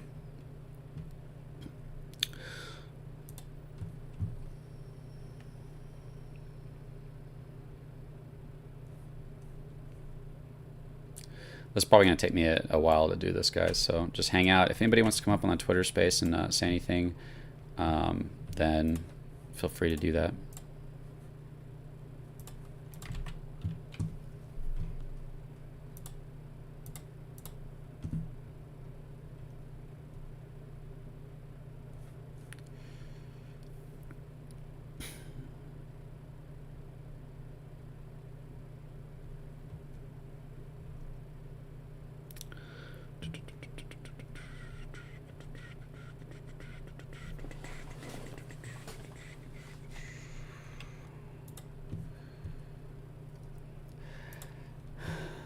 I wish I had been smarter. 482 million total staked. Nice job, guys.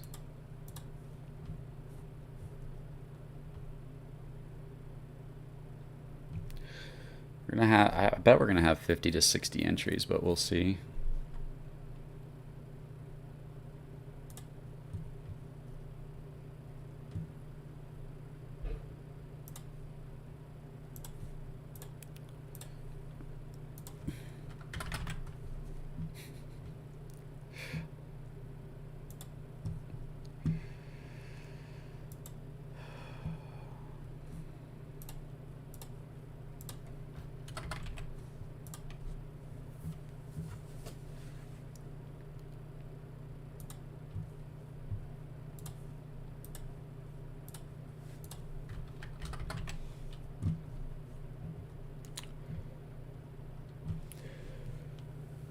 And done. Don't let it get to you, bro. It's all good. Living the dream and ready to hear you announce the winner.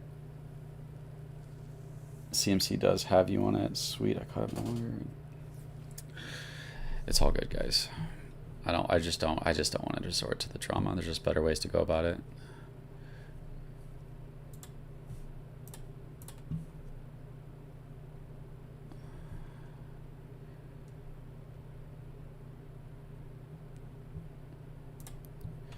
Yeah, if anybody on Twitter side, let me check. If you guys want to come up and chill and talk while I'm doing this, this is probably going to take me a little bit, so feel free to come up if you want to. Everything is my fault. No, I'm all about like taking ownership, but it can't just be, well, everything's your fault. It's like, well, we might have to put a little more thought into it than that. I must have missed one here.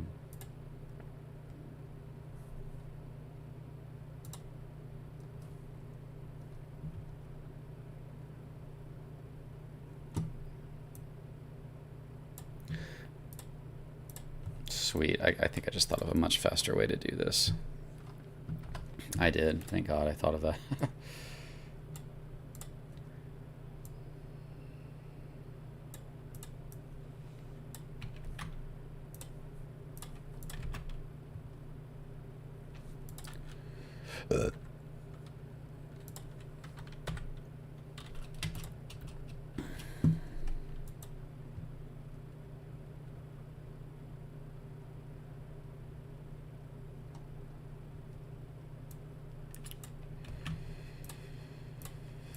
Hey, it's okay.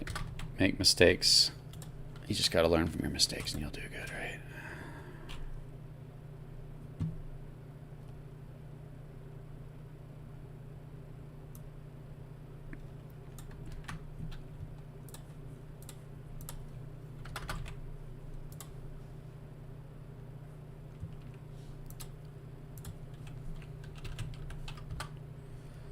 Let me see.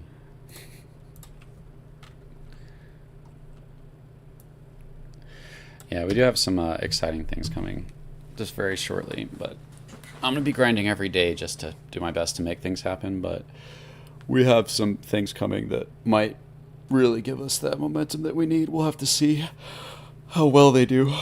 But you'll be finding out about those very shortly.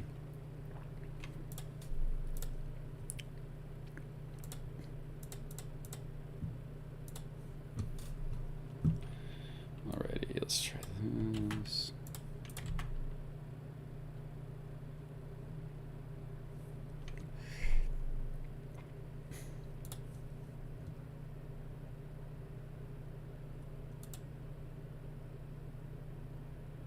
Okay.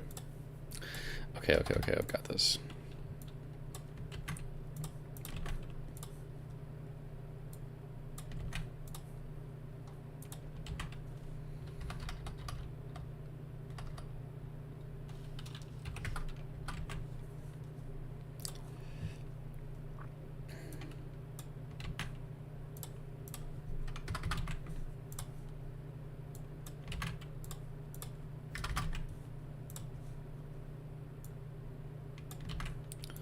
So how's the weather?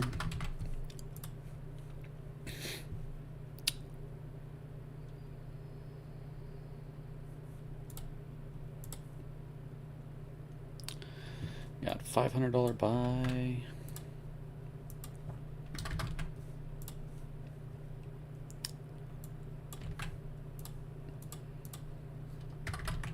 Just this awkward silence of everybody waiting for the giveaway.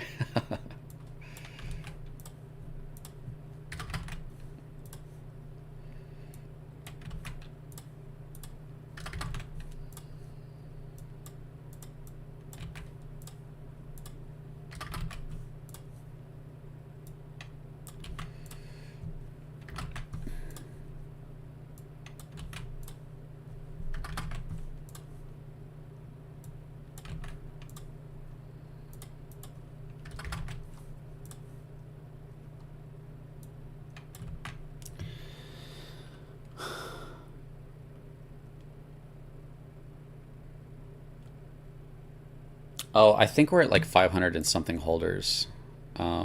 Externalize has that info, if you guys want to ask him in the Telegram.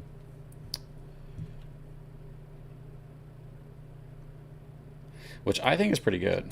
You know, it's my first project, so I don't know. But I think it's pretty good.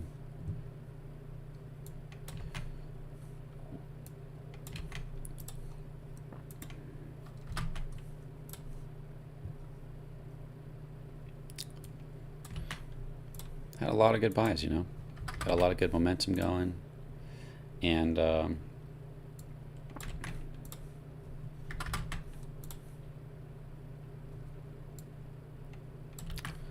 we still have done really good. I think it's just like hoping that we do equally as good every day. There's some days where you might not have much, some days where you have a lot, and some days where you only have a little, right? Some days where you're a little red. And that's just the reality of crypto. But either way, that's why I told you guys that slow and steady over a long period of time eventually can lead to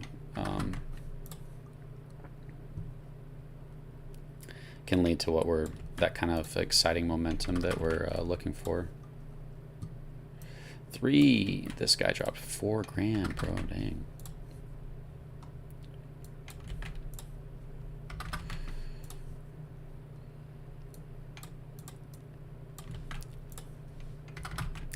We've created just an interesting situation where, because so many people are committed to the long-term growth of the project, it really protects it from what you would typically see with a crypto project.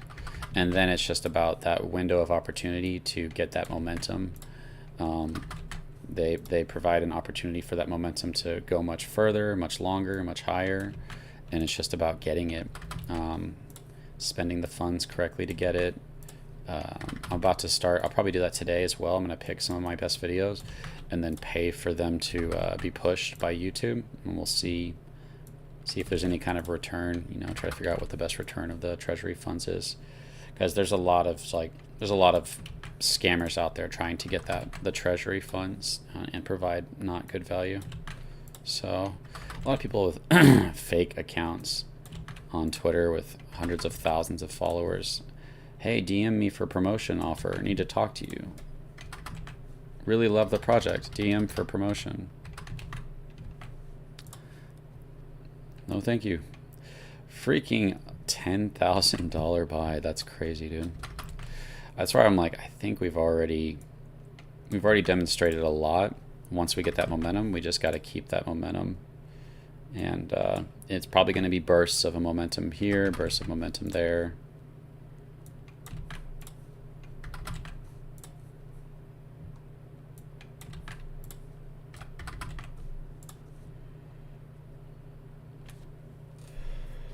All right, we're getting close to the end.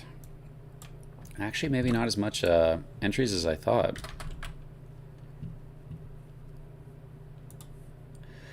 It sucks when you do a giveaway because like one person, you make one happy and then the rest sad. That's the only bad part about giveaways.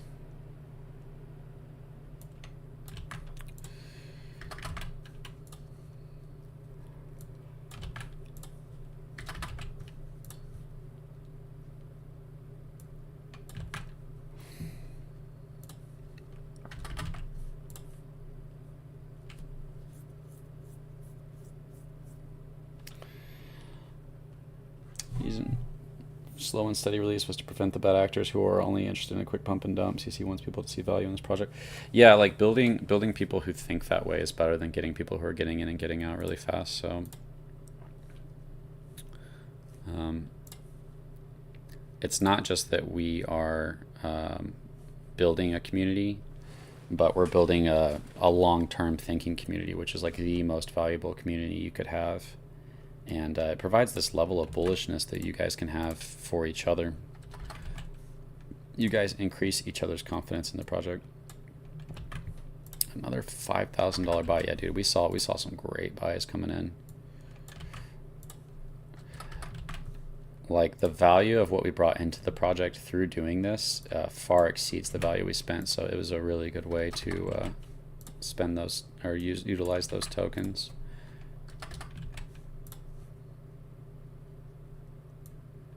Okay, there's a lot more entries as I get closer to the final 48 hours.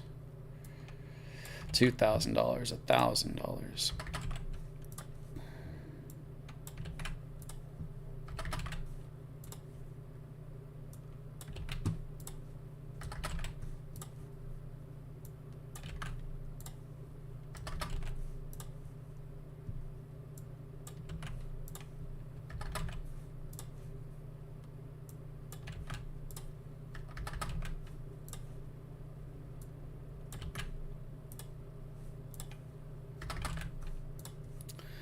Yeah, when it comes to drama and stuff, I need to, I want to address things, but I need to, there's really not a reason to not do that, especially if it's like kind of personal information. I'm not trying to make people look bad. Mark's an awesome guy. He's an awesome dev. He's done a lot for me. He's helped me a lot in many different ways.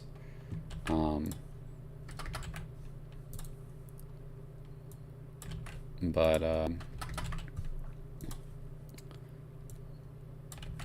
when I say we're waiting for Marks to fix something, that doesn't necessarily mean that it's his fault. It just means that he's the only one who can fix it.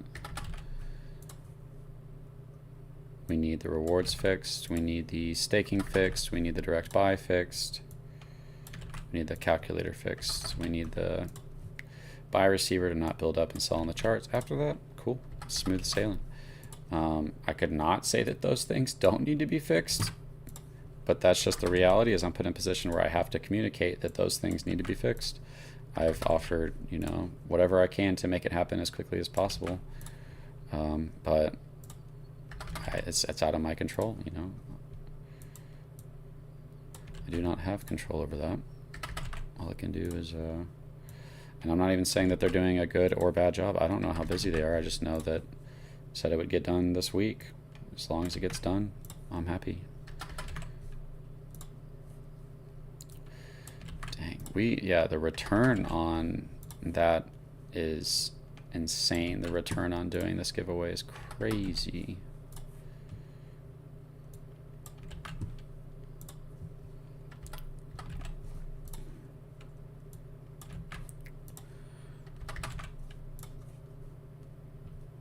Okay. Oh my god, I did it. Okay, we're done. How many is that?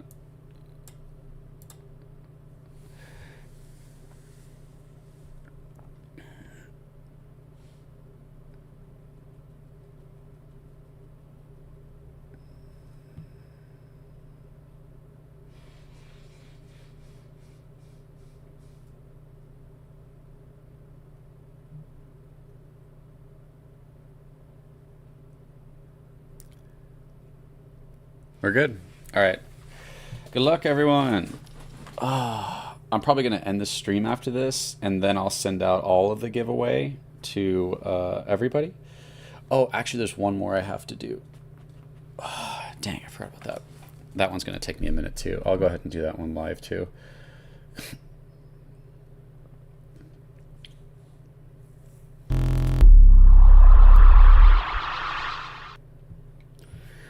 Alright guys, I made this easy because each buy was a different amount.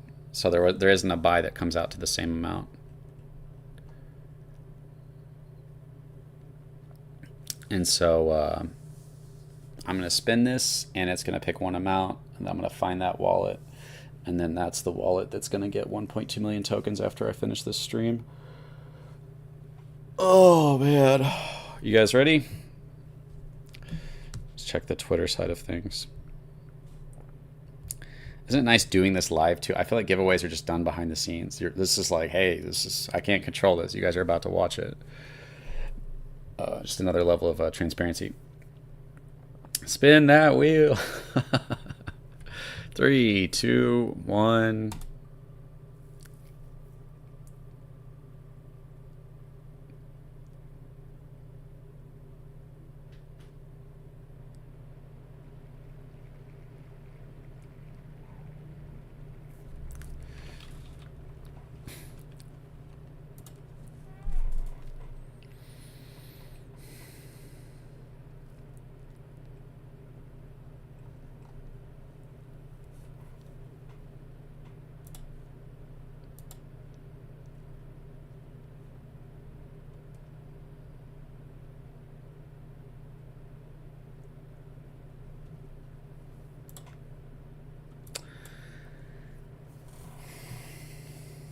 Calling corporate.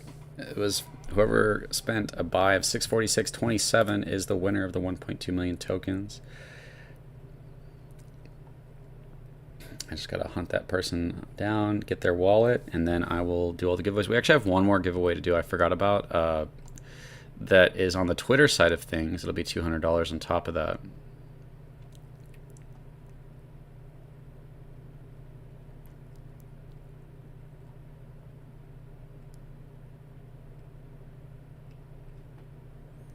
Is that one of the recent buys? That's crazy.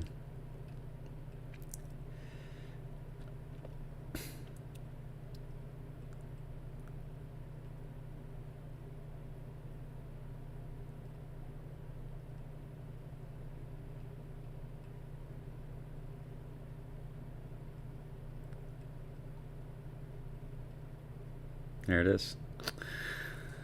Congratulations. Congratulations. It's a celebration.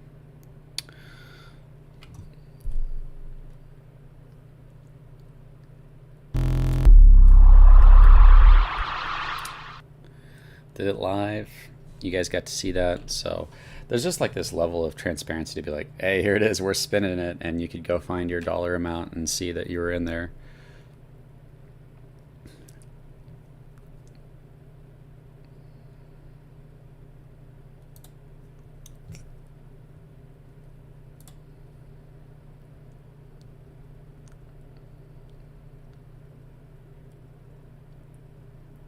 That's awesome because this person is staking. So it's one of those people who's already staking, and I like that's you deserve to win. Super happy that it went to somebody who's already staking. Awesome. We got one more giveaway to do, guys. So I've got all the winners right here. Oh yeah, some of those people needed to message me on Twitter to give me their information for the giveaway. But we've got one more to do on the Twitter side of things. This one might take a minute. I guess I'll go ahead and do that.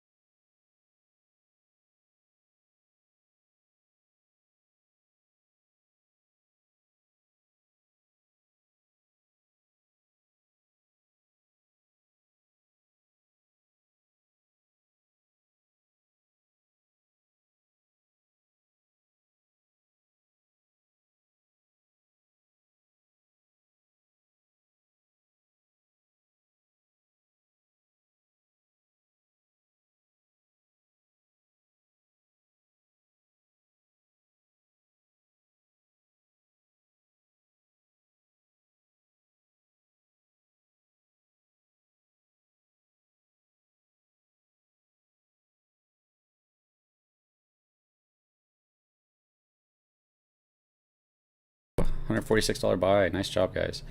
Alrighty, so the other part of the giveaway, yeah, $200 of BNB to someone who likes, quote, retweets, tag a friend in the comments, and follows token control.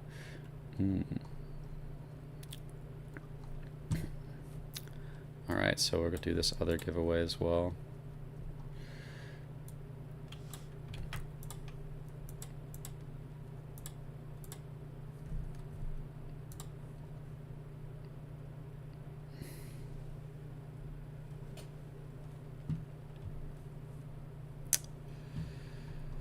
I'll deal with that bull crap after this.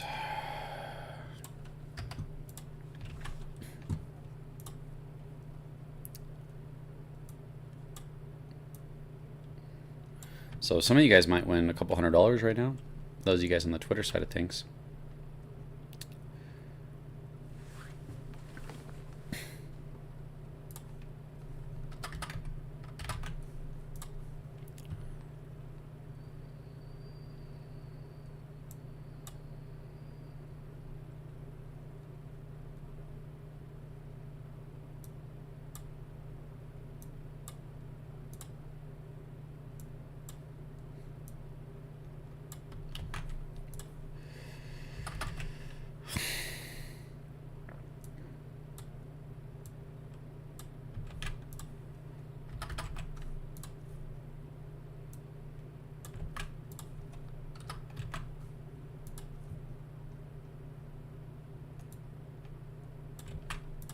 Externalize.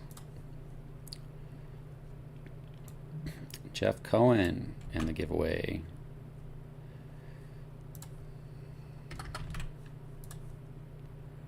Mitchell in the giveaway.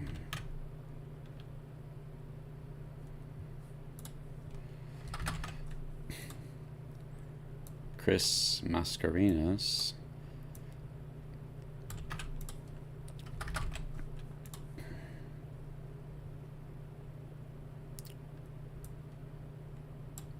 Salt beef.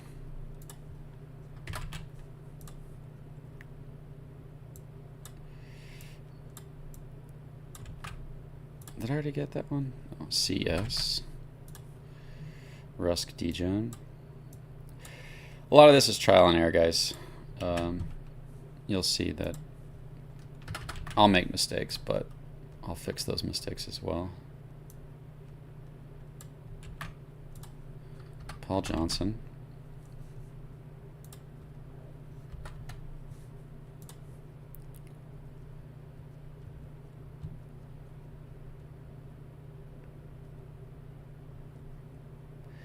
Jason Kenyon.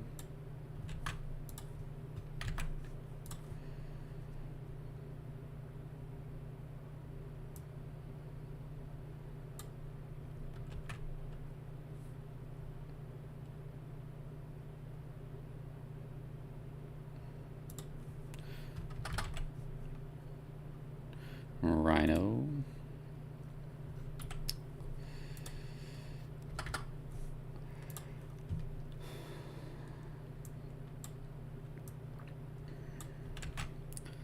Mr. Doggy.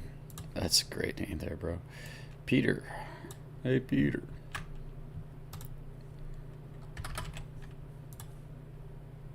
Control token astronaut. Dude, you have a really cool background image.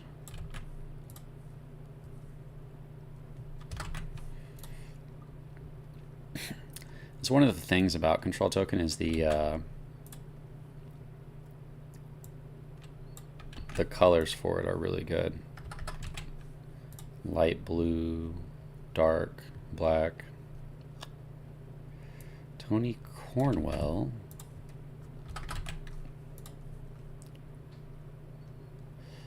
Libby Ends.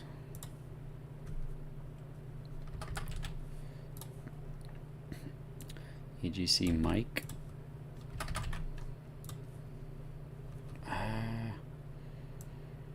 Control Tokenomics.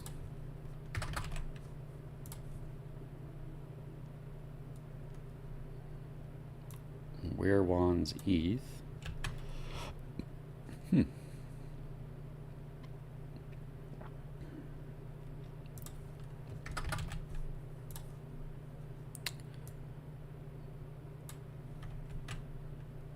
Crypto Bros for Harris.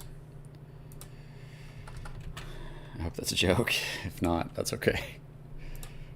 Sorry for roasting you, bro. I'm sorry.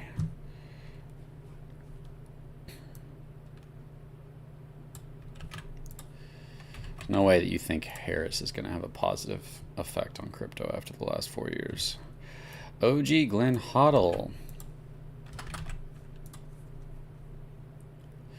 Christian Payne.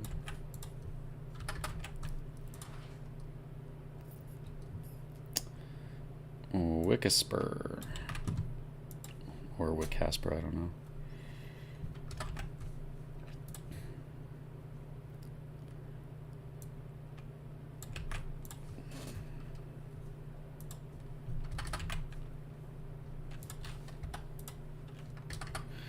Alia Koroglo. Don't know how to pronounce that, but I got you. Paul. Got you, Paul. Used to work with somebody named Paul. Ashie. Christopher Lore.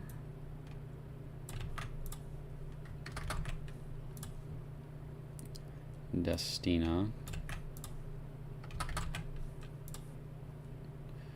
Wagman. OX Sasm. People got some weird names. It's kind of funny, the one giveaway I did, somebody's name was like August 30th. I was like, okay. Your name is a date. Just a random date, which I assume is your birthday.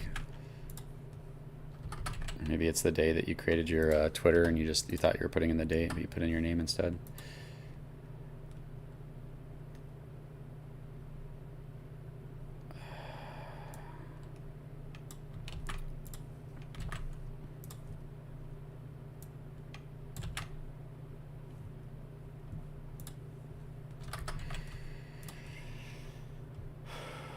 Trying to make sure everybody gets in. I want it to be fair.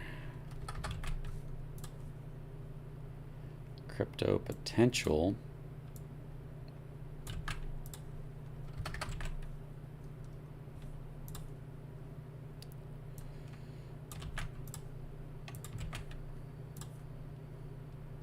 Janice.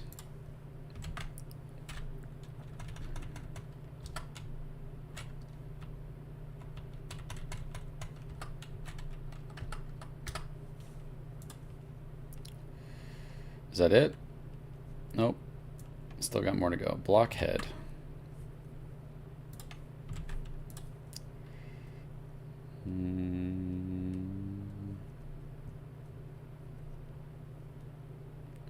Basso.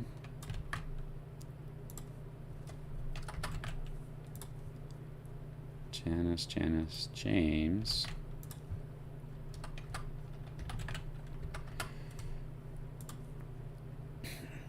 Sevadalinka. And I can check to make sure there's no double names at the end of this. Sida Hardy.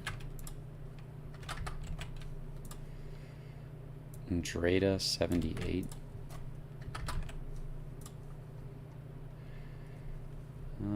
OX Aylin. I think we're almost there, guys. I love that the streams just turn into this. Janice. Okay, Hicks.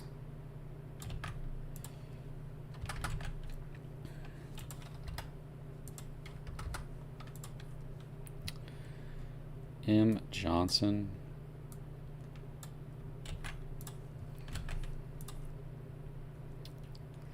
Milross 9.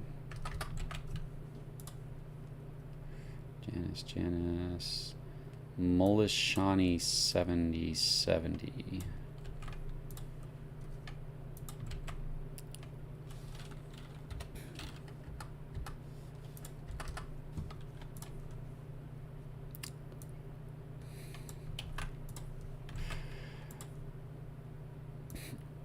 This is just me working for you guys. I'm just working. Ain't much, but it's honest work.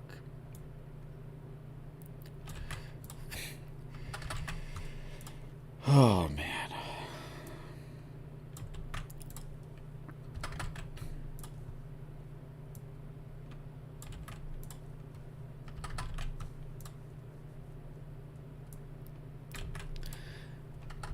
Just gotta make sure everybody's name gets in who did the right things, because it's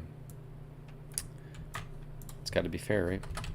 And a lot of giveaways, you just don't get to see what happens. There's not, like, every giveaway should have some kind of level of transparency in showing who the winner is.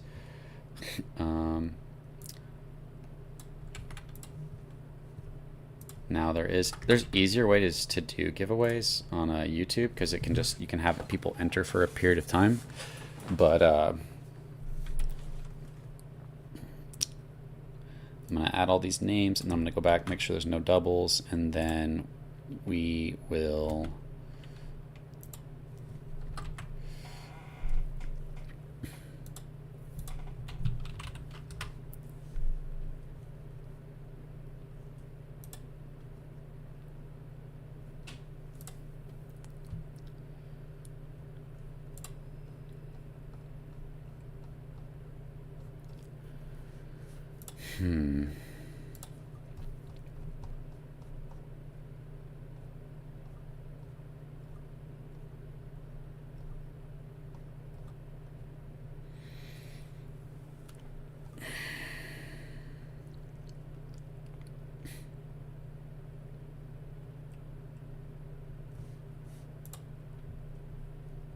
yeah, some people I think did go twice, so I'll have to remove those.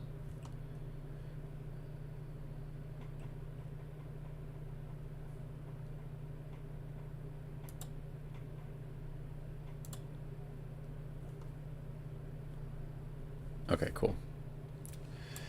So, alright, guys. Probably be ending it after this, and then I'll send out all the stuff so you guys will get it, and then we'll be back to you know, new approaches to control token.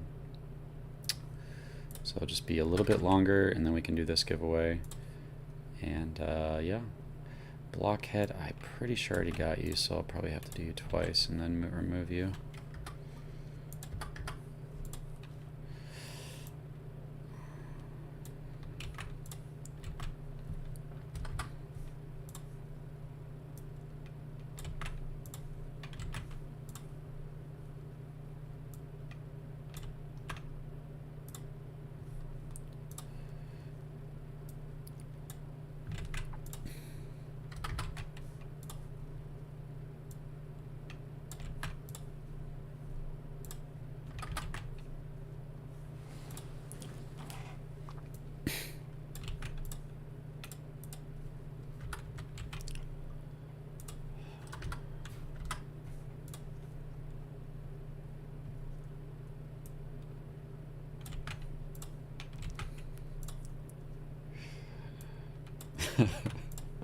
There's got to be a better way to do these giveaways in the future to track it. There's a way to like track everybody who does the right things, but Externalize is now following. Thanks, Externalize. Oh man, yeah, this is $200 giveaway. You got interrupted by the boss.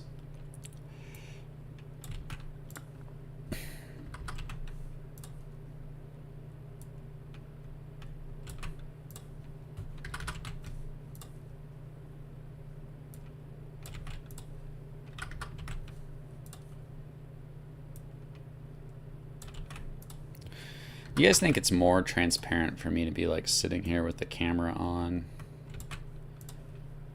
Like, you think that's better or worse for the project? Because I feel like it's better, because it's just like, okay, here I am. I'm right here, I'm talking to you guys. You're getting to see... Oh no, am I at the end? Oh, thank gosh.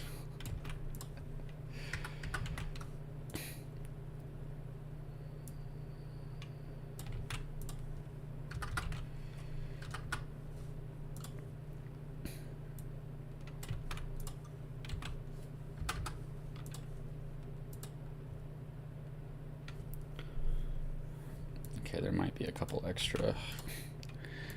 Oh man, this one. Control token Fireman. And then Danny Yo. Is that the last one?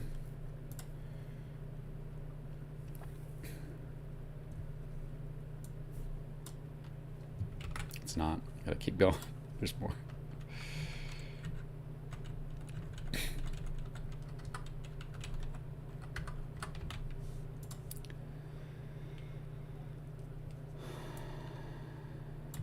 I gotta be fair, so I've gotta add everybody. Oh, it didn't copy that. It's not copying that. Why is that?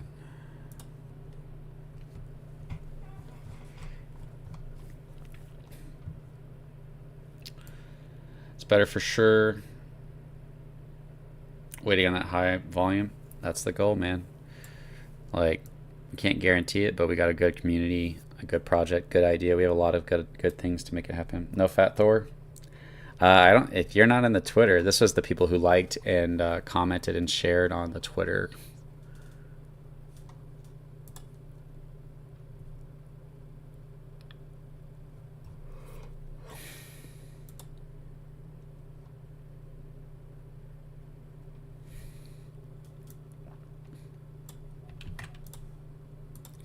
And it's showing these as spam, but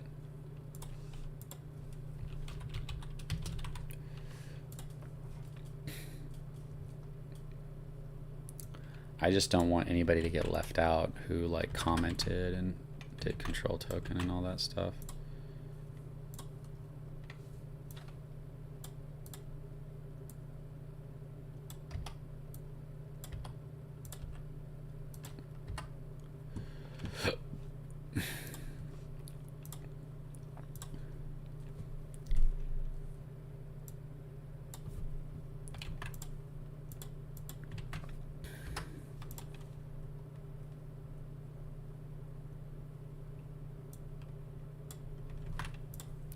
And so a lot of these are showing spam, but they did what they're supposed to get into the giveaway, and I don't want to not put them into it because that would be unfair.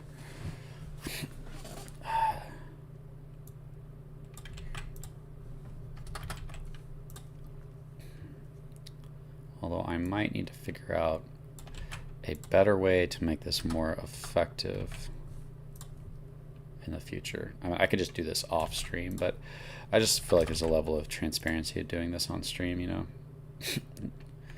You're like, wait, did you just pick somebody he likes, or how did he pick it, or doing giveaways live. It's the way to do it, bro.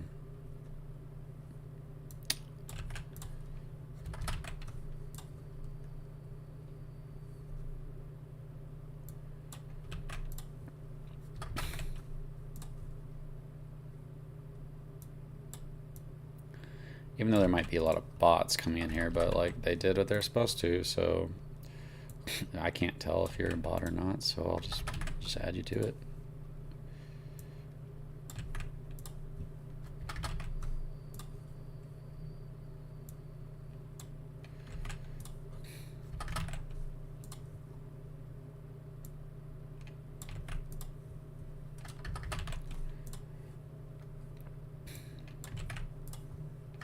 Sorry this is taking so long, guys.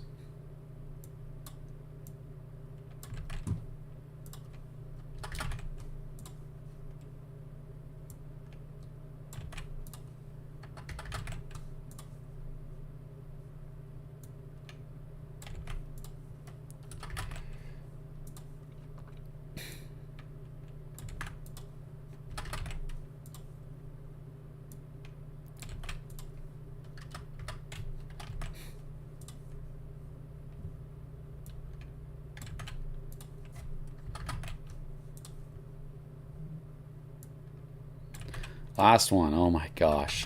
Okay, guys. Holy cow.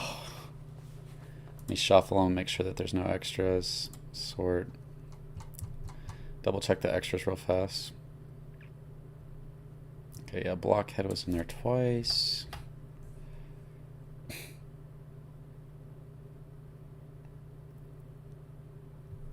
Janice was in there twice.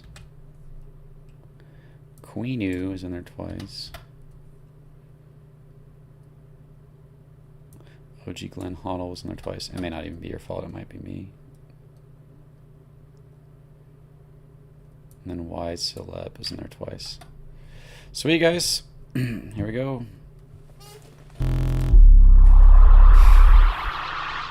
It's only hours of your lives will never get back. Hey, these giveaways. I'm sure you guys regret these giveaways. All right. You guys ready to spin that wheel? Is Nate Dogg in there? I just did every single person who did what they were supposed to do on the Twitter space. So if you're not in here, it's because you didn't do what you're supposed to. And I can't show favoritism when it comes to this. Spin to win. Twitter $200 contest giveaway. Here we go, guys. 3, 2, 1.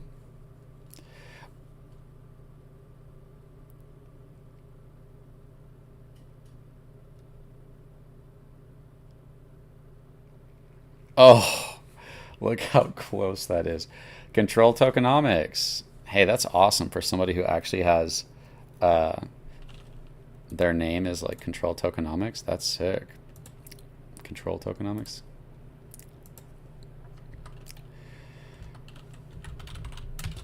All right, so we got Control Tokenomics with $200 BNB. We've got this wallet, which was 1.2 million control. And then we've got these guys, which is 100K control.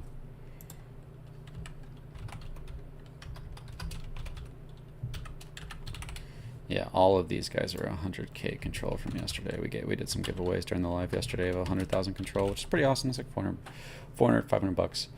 Awesome. Well, I think we have an awesome stream today, guys. Were you close to it?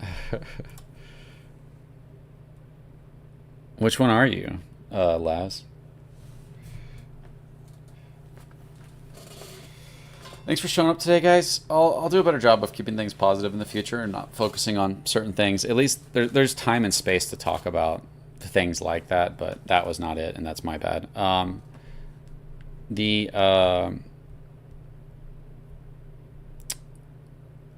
If that's the giveaway for today, I just need a break, and then I'll try to do something else today, whether it be a video or whether it be, might be a video. It'd probably be a video, and then we'll get back to just working and grinding as a community to grow this project. And like I said, we have some exciting things coming up very shortly. So just give it a little bit of time, and then you'll find out about some of those things. Laz wasn't on there. Yeah, I didn't see you on there. In the Twitter thing, there was no Laz. Anyways, guys, thanks for hanging out today. And I'll see you guys later today. I'm gonna go ahead and I need a break. I need some rest. I only got 5 hours of sleep. So thanks for showing up, everybody, on the Twitter, the Twitch, the YouTube.